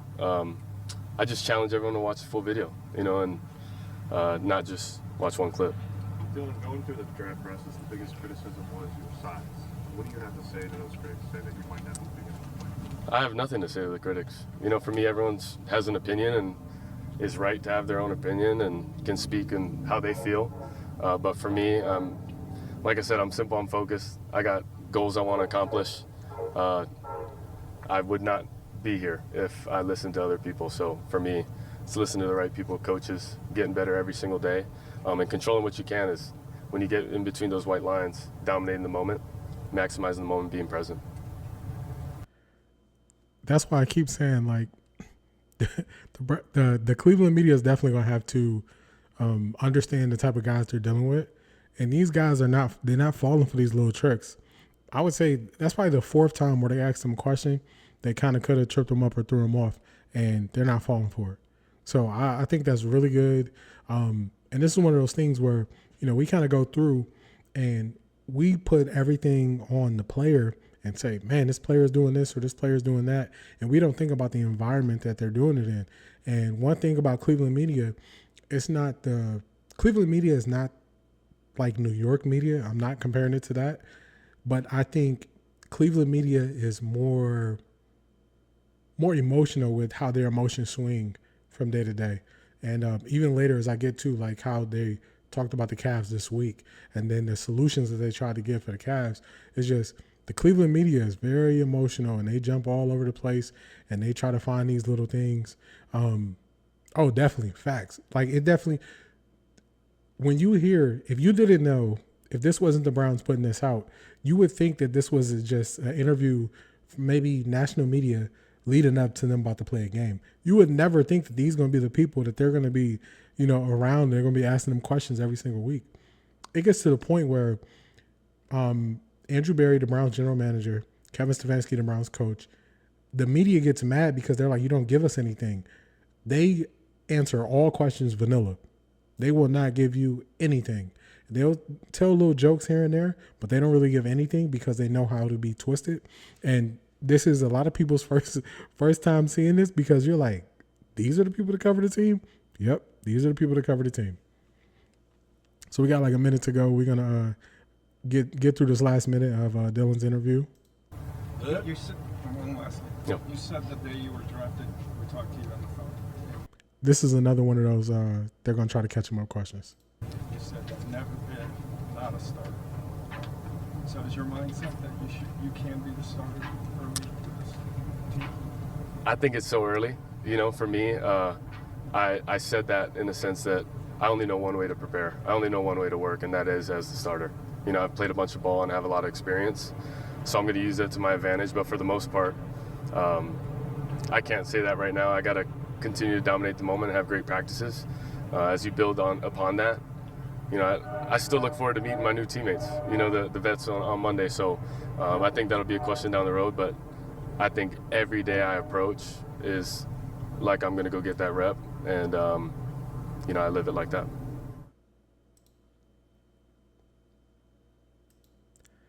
Yeah, so that was the end of it there. But just the questions, he waited all the way to the end to kind of ask that gotcha question. And if you notice, Dillon kind of smirked right away because he knew it was a gotcha question. And he's like, you're not getting me. you got to do way better to get me with that. So that's our look into the Browns rookie camp. I'm really enjoying the fact that the Browns are just putting it out there and let everybody consume the content. They're not, keeping it behind closed doors. So I think this is really great. I think this is something new for the Browns, but I like the direction they're going. And hopefully more teams just realize what the Browns are doing and they kind of follow in the footsteps. So I definitely like that. Now we're going to get to the Cavs. So let me get this updated here. So if you were here for, all the rookie coverage, the Shedeur coverage, all of that coverage, that is complete. Now we're going over to the NBA. So if you're an NBA fan, definitely stick around. But if you are tapping out after the NFL things, I appreciate you for being here. And, shout out to y'all. So I'll be doing this every week, 7 p.m. Saturdays live. So catch me on whatever platform you're on. So it's Offtharecorddee, YouTube, X, Twitch, and TikTok. I put clips out all throughout the week on TikTok as well, too. So catch me there. But let me get this updated as we go to our next subject, which is going to be how the Cavs are covered and how the Cleveland media and other people in the media just discuss the Cavs going into this next game. So if you thought that the Browns media coverage was like, man, this is the opposing team, it's going to be very similar when you hear how the Cleveland media covers the Cavs as well. So it's just something that runs in the blood of how they cover our sports teams, definitely with a lot of emotion. So let's get to it. Let's get this updated. All right, good. All right, so we got that Cavs bounce back. Let me look at my rundown and see where we're going to go first.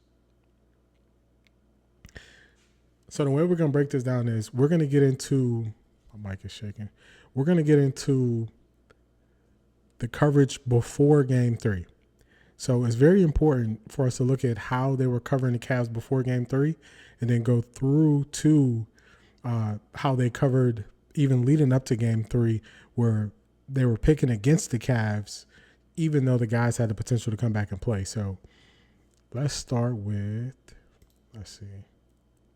It's going to stay off the bench runner. All right, so here we're going to start with, this is Club 520. I like the work they do. It just happens to be that they're Pacers fans and, I'm a Cavs fan. So I'm going to look at how they speak on the Cavs. And it's going to be funny because Jeff Teague is the one who played and he is not with his boys on their take on the Cavs, so it's gonna be funny.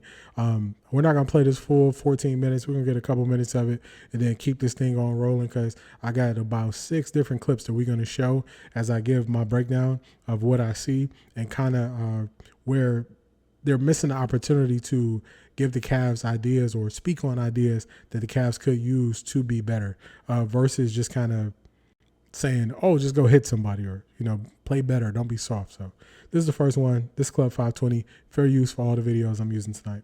On the court. Suit up, nigga. Yeah, hurt people. Yeah, bro. Faces in fold. Get the rooms out at the crib. Go to Home Depot. We don't need t-shirts. We need sleep. Patience in 4. He literally is niggas out of here. I'm on the bandwagon now. He literally Patience in 4, man. He literally a nigga with a nigga already wounded on Call of Duty. He literally nigga come get the cleanup kill. Finish the kill. I sniped the nigga from 40, and he come. You just stole my kill. Nigga, you gotta share that motherfucker. Hey, before this series started, I told y'all Pacers in 6. We don't fear nobody. We played the Boston Celtics last year. They are not the Boston Celtics. Pacers in 4. Man, y'all playing a fucking wounded animal. Sensu beans, bro. They are wounded, bro. They been saying, but I told y'all. That don't matter. It could be a janitor. It could be the assistant GM. Suit them up. That's basically what it was. They gotta do better with it than Ty Jerome last night. Woo. I told you I was sick of this nigga. I told you I was sick of Ty Jerome. Did I not text you that? You did text me. Yeah, we was up, 14 when I text you that? It's a little bit. The league got a little bit lower than that. Respect. Yeah. I said we gonna lose because Ty Jerome. All right, so y'all see they was talking about Pacers in 4, Pacers in 6. They clowning Ty Jerome. Ty Jerome is having a rough series. It's a couple of reasons for that. I'm going to break down those a little bit later. But you see the energy that they have. So this is from opposing teams' fans. So it makes sense for them to talk this way. It makes sense for them to view it this way.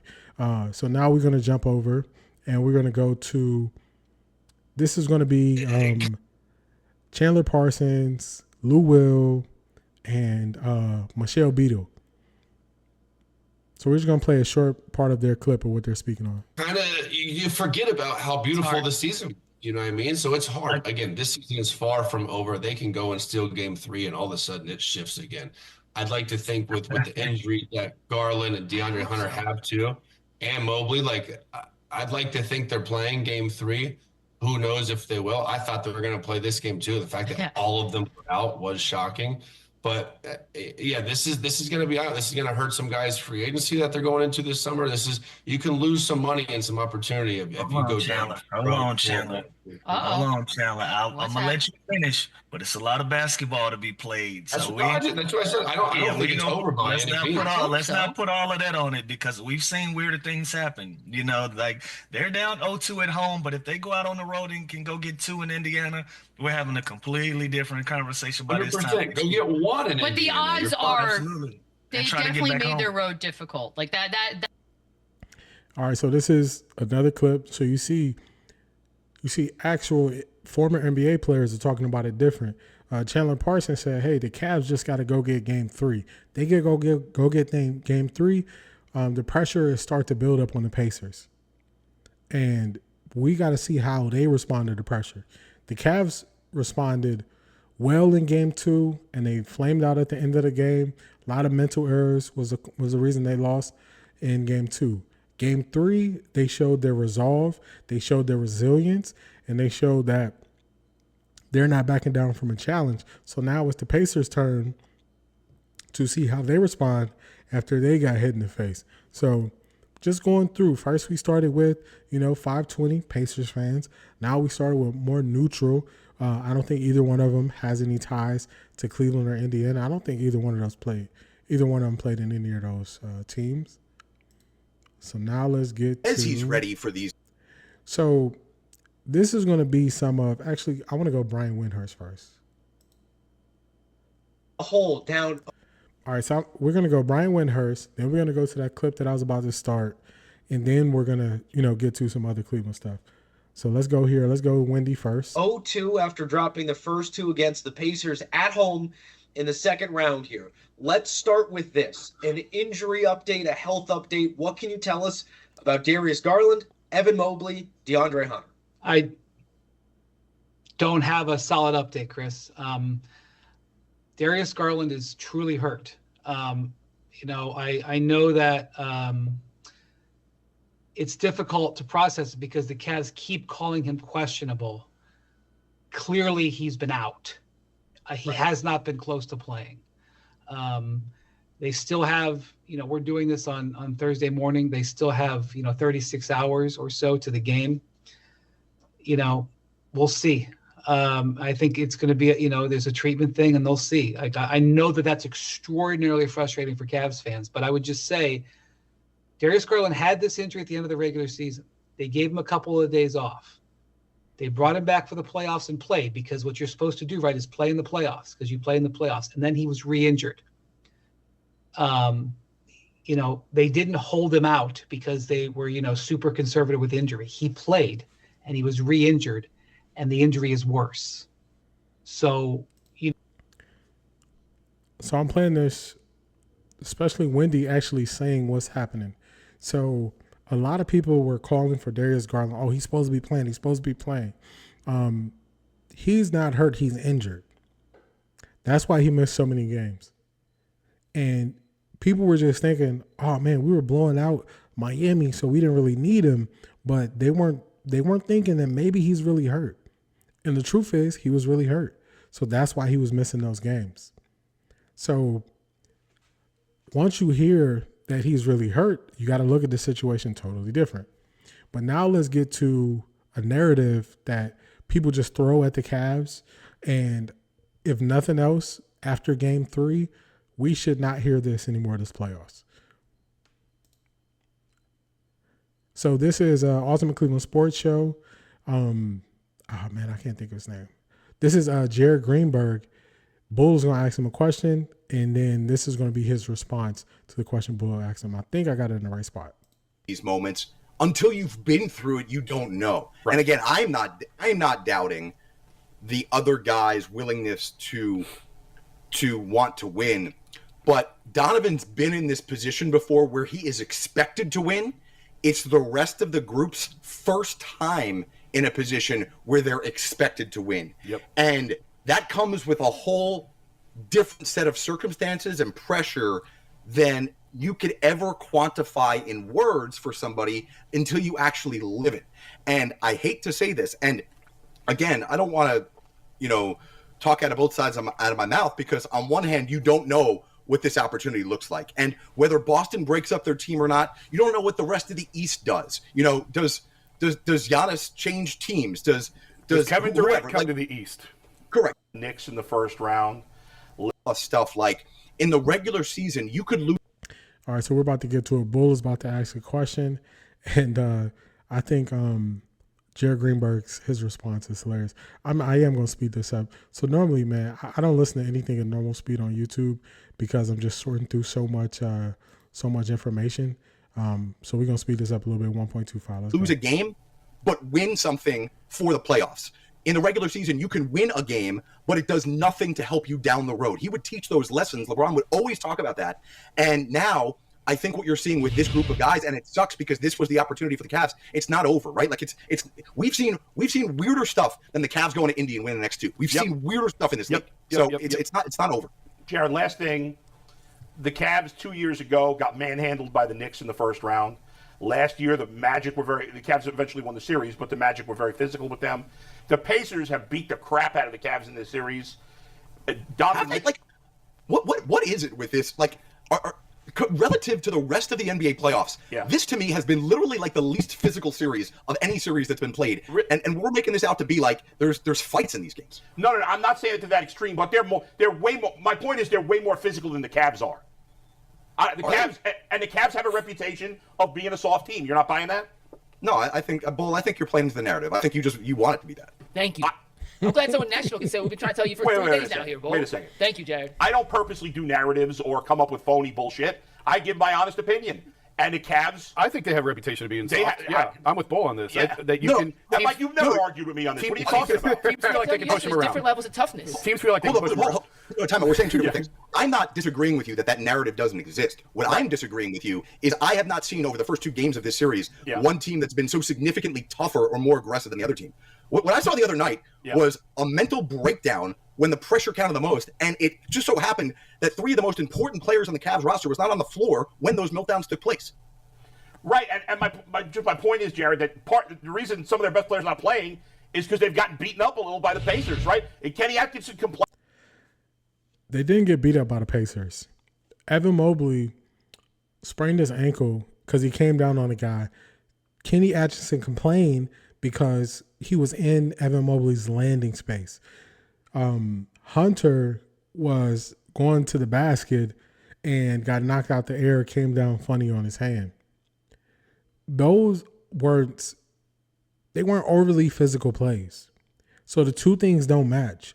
You can send the play and say, hey, he was in his landing zone.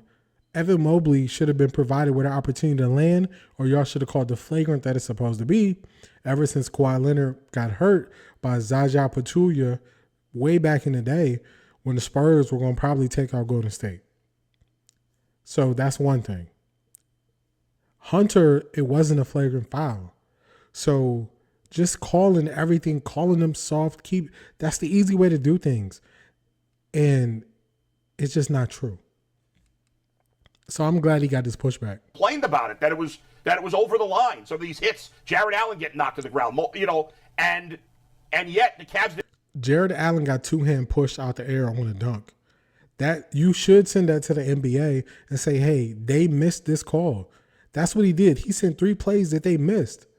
That's not saying these guys are punching us and fighting us. Those are not the same thing.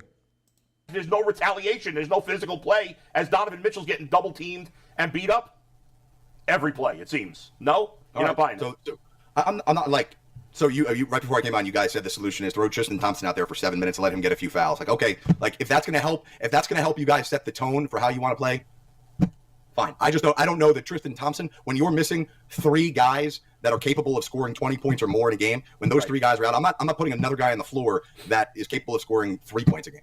Yeah. That was a great point with how he ended it there, where he's saying, hey, Tristan Thompson's not going to be the answer. And the funny thing was, he was right. And then in game 3, at the end of the game, even the announcers made a big deal about it. I got it in one of my clips I'm going to play for y'all, that they put in James Johnson like he was supposed to set the physical tone. So it's funny that on the Cavs side, people were saying that they weren't the most physical team. If they weren't the most physical team, why is their coach put it in supposed physical enforcer to try to, increase the physicality on the Pacers' end? It doesn't make sense. So we're going to keep this thing moving along. Now we're going to get to, not there. Darius Garland. So this is Stephen A. Smith, and he's saying, hey, the Cavs, Darius Garland, you need to play, blah, blah, blah, blah, all this stuff, as if they didn't want to play or there's no way they can play.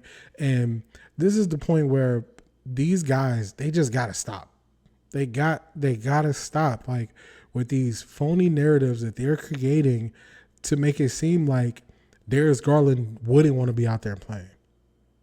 It just doesn't make sense. It makes no sense at all, because we saw Darius Garland play game 3, and we saw as soon as whatever they shot him up with before that game wore off, he didn't have his balance. He didn't have stability at the end of the game or none of that stuff. The adrenaline wasn't the same after he got those 3 fouls in the first quarter with so much time left. He had to just sit there still for so long that then you can tell that he's putting it all out there. So it's just one of them situations where it's just like, stop taking a lazy way out for these approaches. If the Cavs win game 2 and they don't have that mental meltdown, none of these narratives exist. So that's how you know these narratives don't make sense.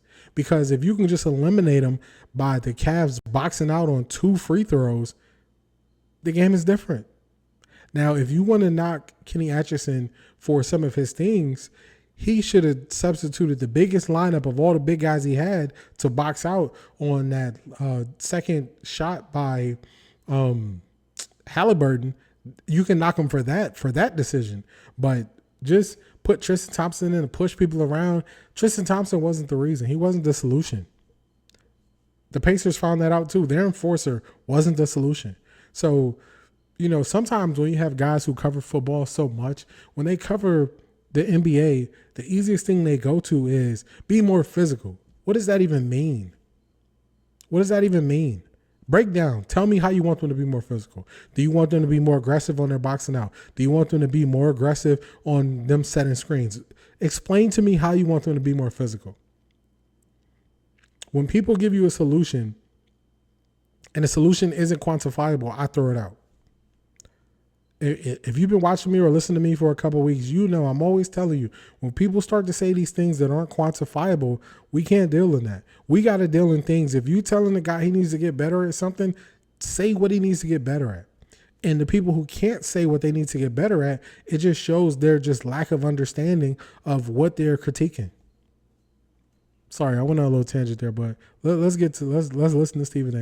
I'm gonna speed him. Y'all know I gotta speed him up a little bit. We're gonna go 1.25. I can't go I can't go just regular speed. Listen, a toe injury is significant, can be very painful. I understand that. As far as I'm concerned, you got to be damn near crippled if you can't play. You got to be damn near crippled if you can't play. You got to find a way to get out there. Because last night, Nembhard and Halliburton combined for 45 points, like 19 assists, and 1 turnover. They're getting guard play in Indiana. Donovan Mitchell needs help, period. Because whether it's Ty Jerome, whether it's Strus or somebody else, I mean, listen, they're not point guards, okay? He needs some help in that backcourt. Now, you missed 4 straight games, Darius Garland. I mean, damn, you got all off season to heal. Somehow, some way, I mean, you're on the brink of elimination. I mean, you got to get out there. You got to find a way. Limp your ass out there no matter which way you got to do it. I don't give a damn, all right? Find a way. Find a way. Pad the...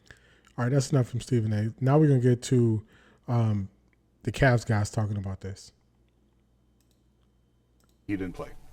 If you ask Donovan Mitchell, and there's no way to know this for sure, if you ask Donovan Mitchell, and he was totally honest with you, should Darius be playing right now? What do you think he would say? Yeah. So I think most players would say yeah. I think we're always a little nervous to talk about a guy playing through injury when it's not our body. But I got text last night from NFL and NBA guys saying, I can't believe those guys aren't playing. That's all I can tell you. I don't know their pain level. I don't know the pain that they're in. I don't know. All I know is and other teams in the league and in other sports are looking at that and saying, I can't believe none of those guys can play. Are you serious? They're only saying that because the Cavs lost game 2. But the Cavs were in game 2. The Cavs lost game 2 because of mental breakdowns. We couldn't get the ball in bounds. Those are the reasons why the Cavs lost at the end of game 2. The Cavs built up a 20-point lead. So the team was good enough to build up a 20-point lead, but wasn't good enough to finish. It doesn't make sense. They had mental lapses. Just going back a couple plays, we couldn't get the ball past half court. That's going to be some of my critique in Ty Jerome. All the guys are just running up court. If you got to set 4 or 5 screens to get a guy past half court because he's dragging one leg, set those 4 or 5 screens to get him past half court because they're pressing full court, especially at the end of a close game like that. So just this, I can't believe these guys are playing and all this stuff. You can't quantify the pain that they're in.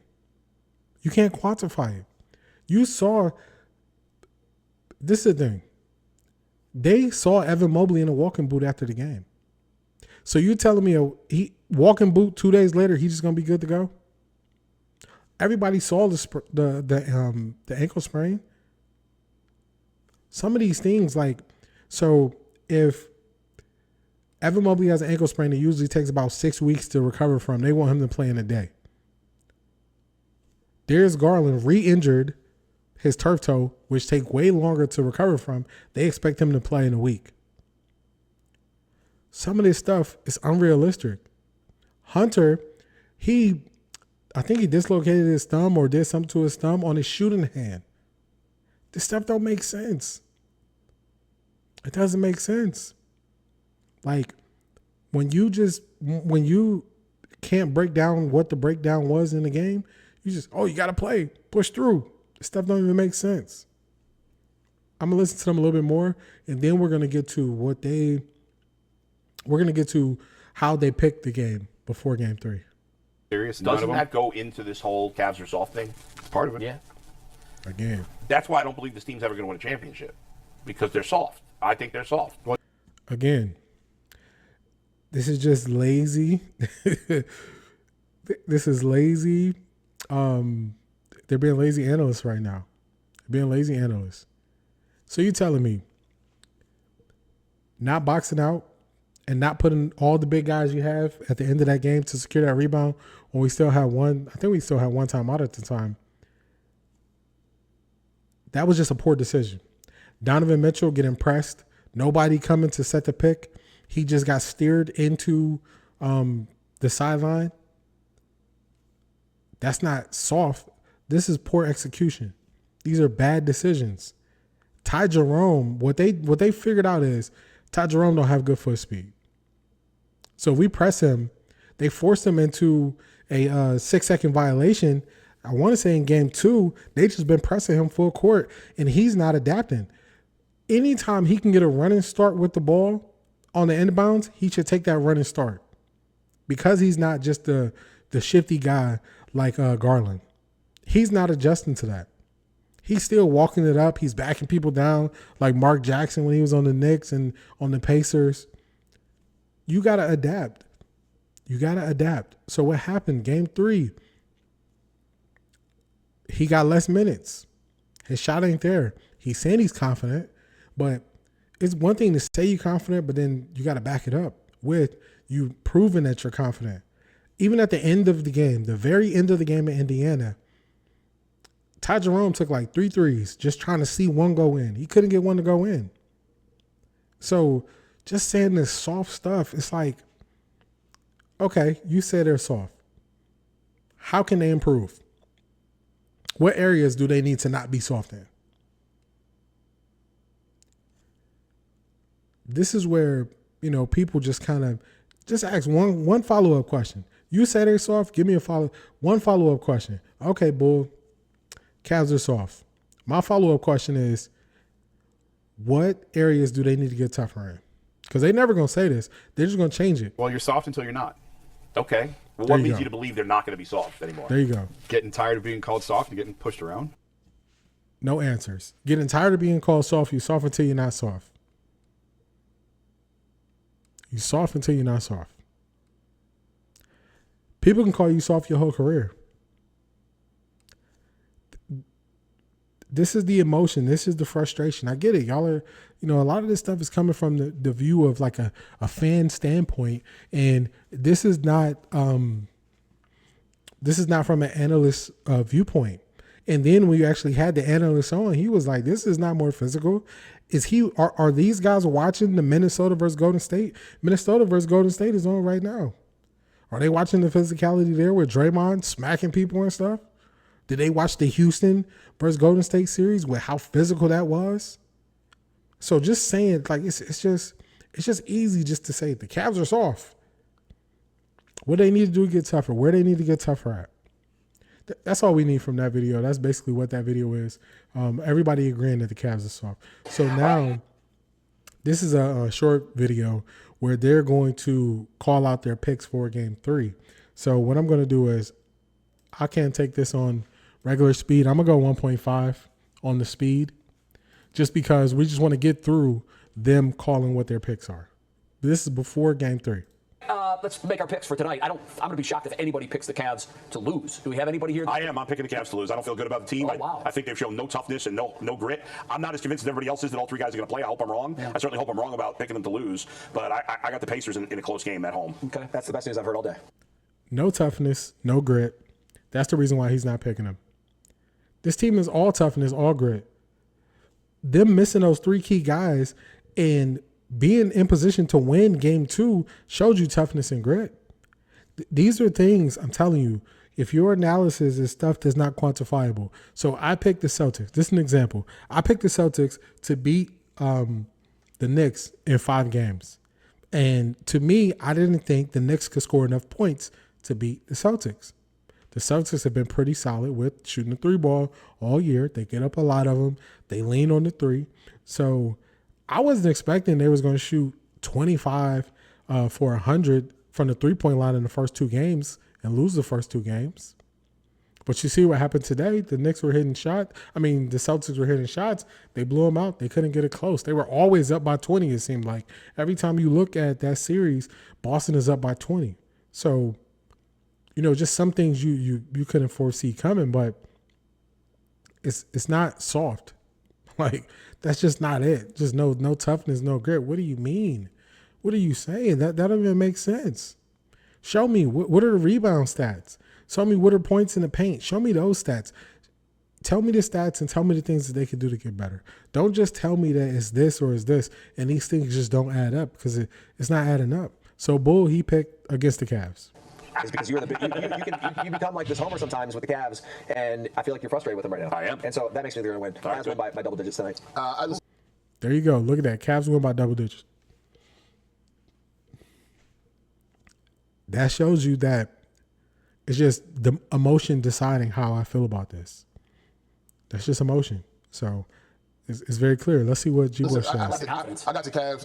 All three of the guys have to play. I'm sorry. Do what you have to do. Right now, your heart's on the line because you won 64 games or how many games you won. You're the best team in the league. If you're telling me that you can't go get a win on the road and you had single-digit losses for most of the year, I'm questioning what you're doing. I think Donovan Mitchell comes back. He rallies the troops. So my question, we ain't even going to let G-Bush get through all that. My question is, when the Cavs were doing what they did to the Heat, were any of y'all question their toughness? The Heat are known to be tough. The Heat culture and all this stuff. Were any of y'all question their toughness? Nobody was. That's why this stuff don't, this stuff don't make sense. It's like, this is not football. This is not football. This is basketball. Basketball is about speed, quickness, angles, skill. That's what this is about. So just look. Sometimes I think they look at this through a football lens. This is the NBA. This is a different sport. You got to look at it differently. If you notice, when the Browns couldn't run the ball, all these guys say, hey, they need to run the ball better. They all could, identify what something they need to do better. When it comes to basketball, we get to the playoffs and they just talk about just toughness. So that just shows me it's not the level of understanding is not the same as it is on the football end for these guys.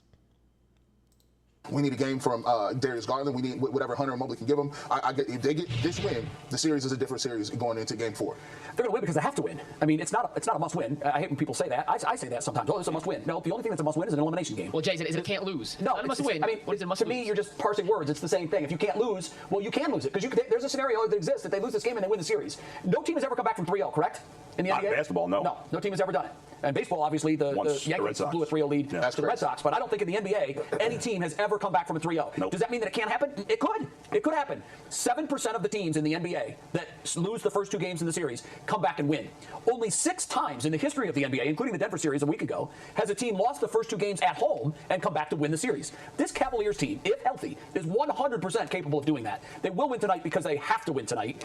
And I think it's going to be, I agree with you, Dustin, I think it's going to be a rather comfortable lead. Not to say that Indy won't make it close late, because that's what they do. But I think the Cavs learned a lot from Game 2, and I think they're going to make the appropriate adjustments. Kenny Atkinson is a better coach than he showed in this series. The Cavs were winning both Games 1 and 2. Yeah. In the fourth quarter. A 20-point lead in Game 2. Well, but Game 1, Indiana was a better team in Game 1. They closed out better in both games, and this is where games are won in the NBA, closeouts. In both games, I give Indiana an A+, and I give the Cavs an F. In both games. Yeah. And that... All right, so there you go.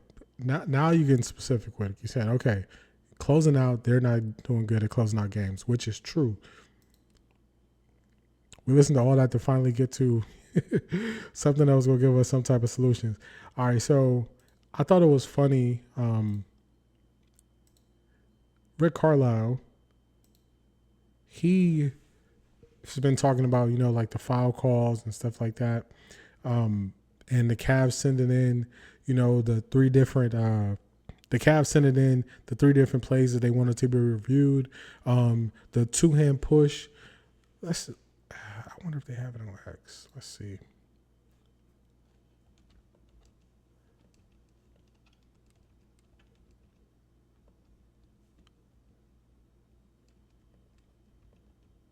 Sometimes people put these things together. Let's see.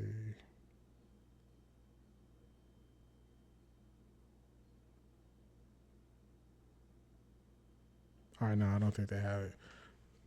Sometimes X is really good for just having stuff you can get to quickly. But it was a two-hand push on Jared Allen where he got pushed out the air. They didn't call the foul. You should send that in. Evan Mobley, he wasn't able to land in his landing zone. That's where he twisted his ankle. So that should have been called in. Hunter was pushed out the air where he ended up getting injured. So those plays, they happen. But so this is, let's see, let's make it full screen. Man, oh man, what quality is this? That's 1080, okay. This is what they wanted. This is what they wanted the Cavs to do. I'm not gonna play this on full screen because it's super blurry. We're gonna listen to it. This is the this is game 3. Cavs are winning. I'm not sure if he's emptying the bench, but when you send James Johnson into the game, it's to send a message. So it's going to be interesting to see because you still have Nembhard, Halliburton, and Mathurin on the floor. Rick Carlisle is not waving the white flag. So that's what they want. They wanted Kenny Atchison to send Tristan Thompson out there to send a message because we're not physical enough in the game. And you see, he came in. I think they're going to show it here. He ended up setting an illegal screen, and this made no difference in the game. So here it is. I think he's going to set it on Max Strus, I think.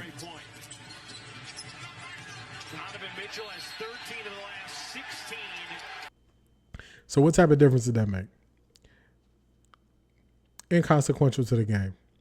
The outcome was the outcome.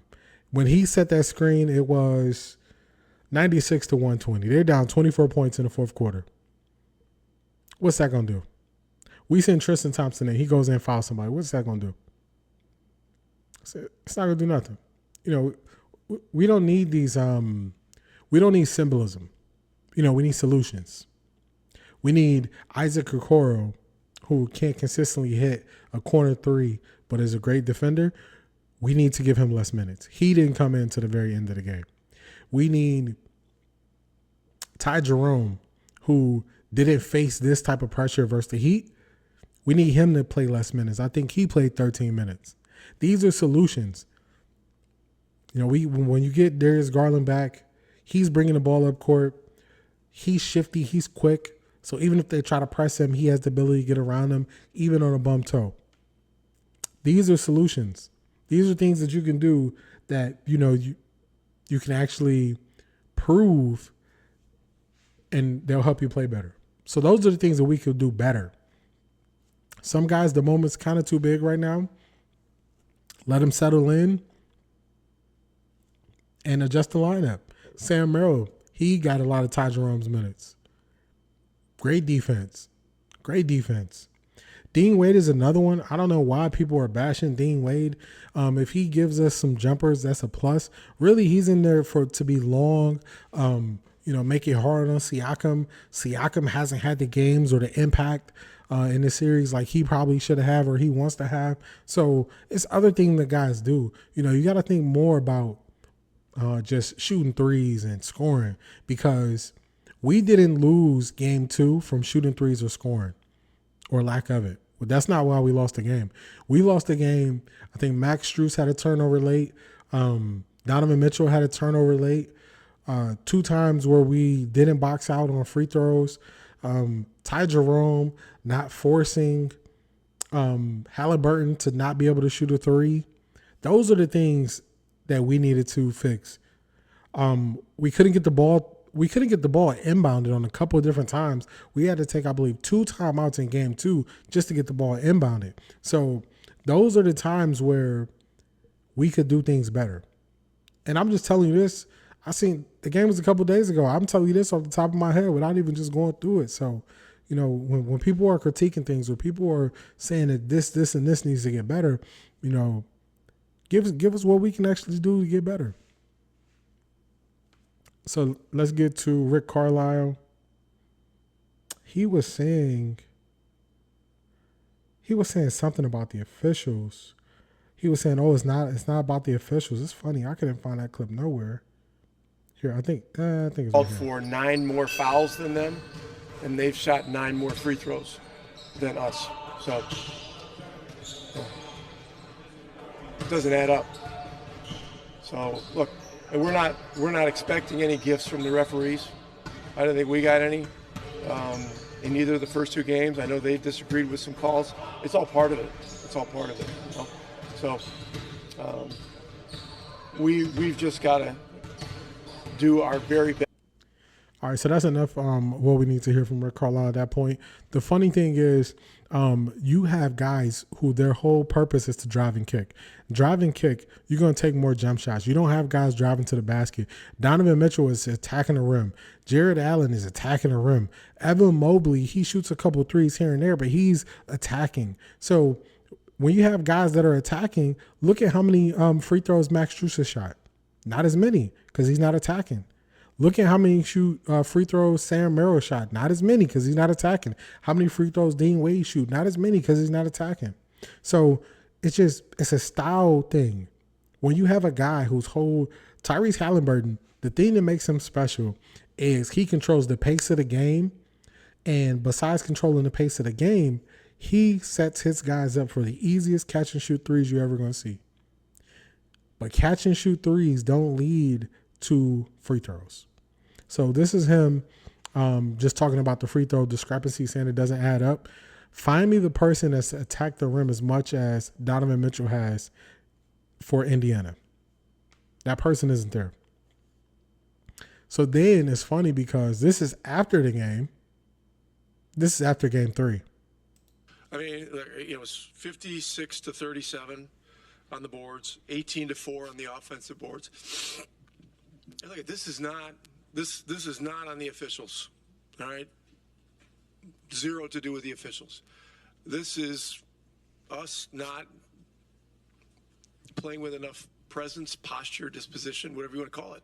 And so we've got to fix it. And, we've got 48 hours to do it. And it's a little less than that now.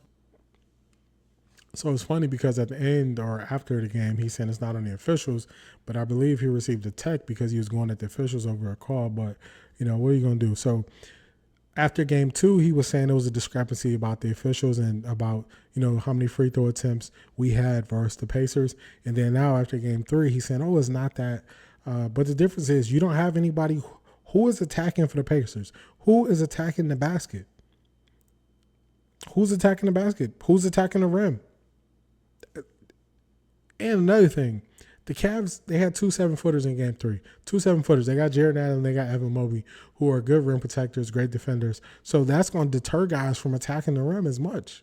So you're not going to get the free throws. This is very simple. This Golden State, I remember a couple of years ago, they were complaining about free throw discrepancy when they were going against the Lakers. The Lakers are always attacking the basket. Golden State is a shooting team. So it's like, it doesn't even make sense. You don't have guys who can create the fouls, get teams in the bonus, and then they keep attacking so they can get the foul calls. Like, your team isn't set up that way. So, if your team isn't set up that way, you can't look for the same outcome, because I'm just going to keep saying this.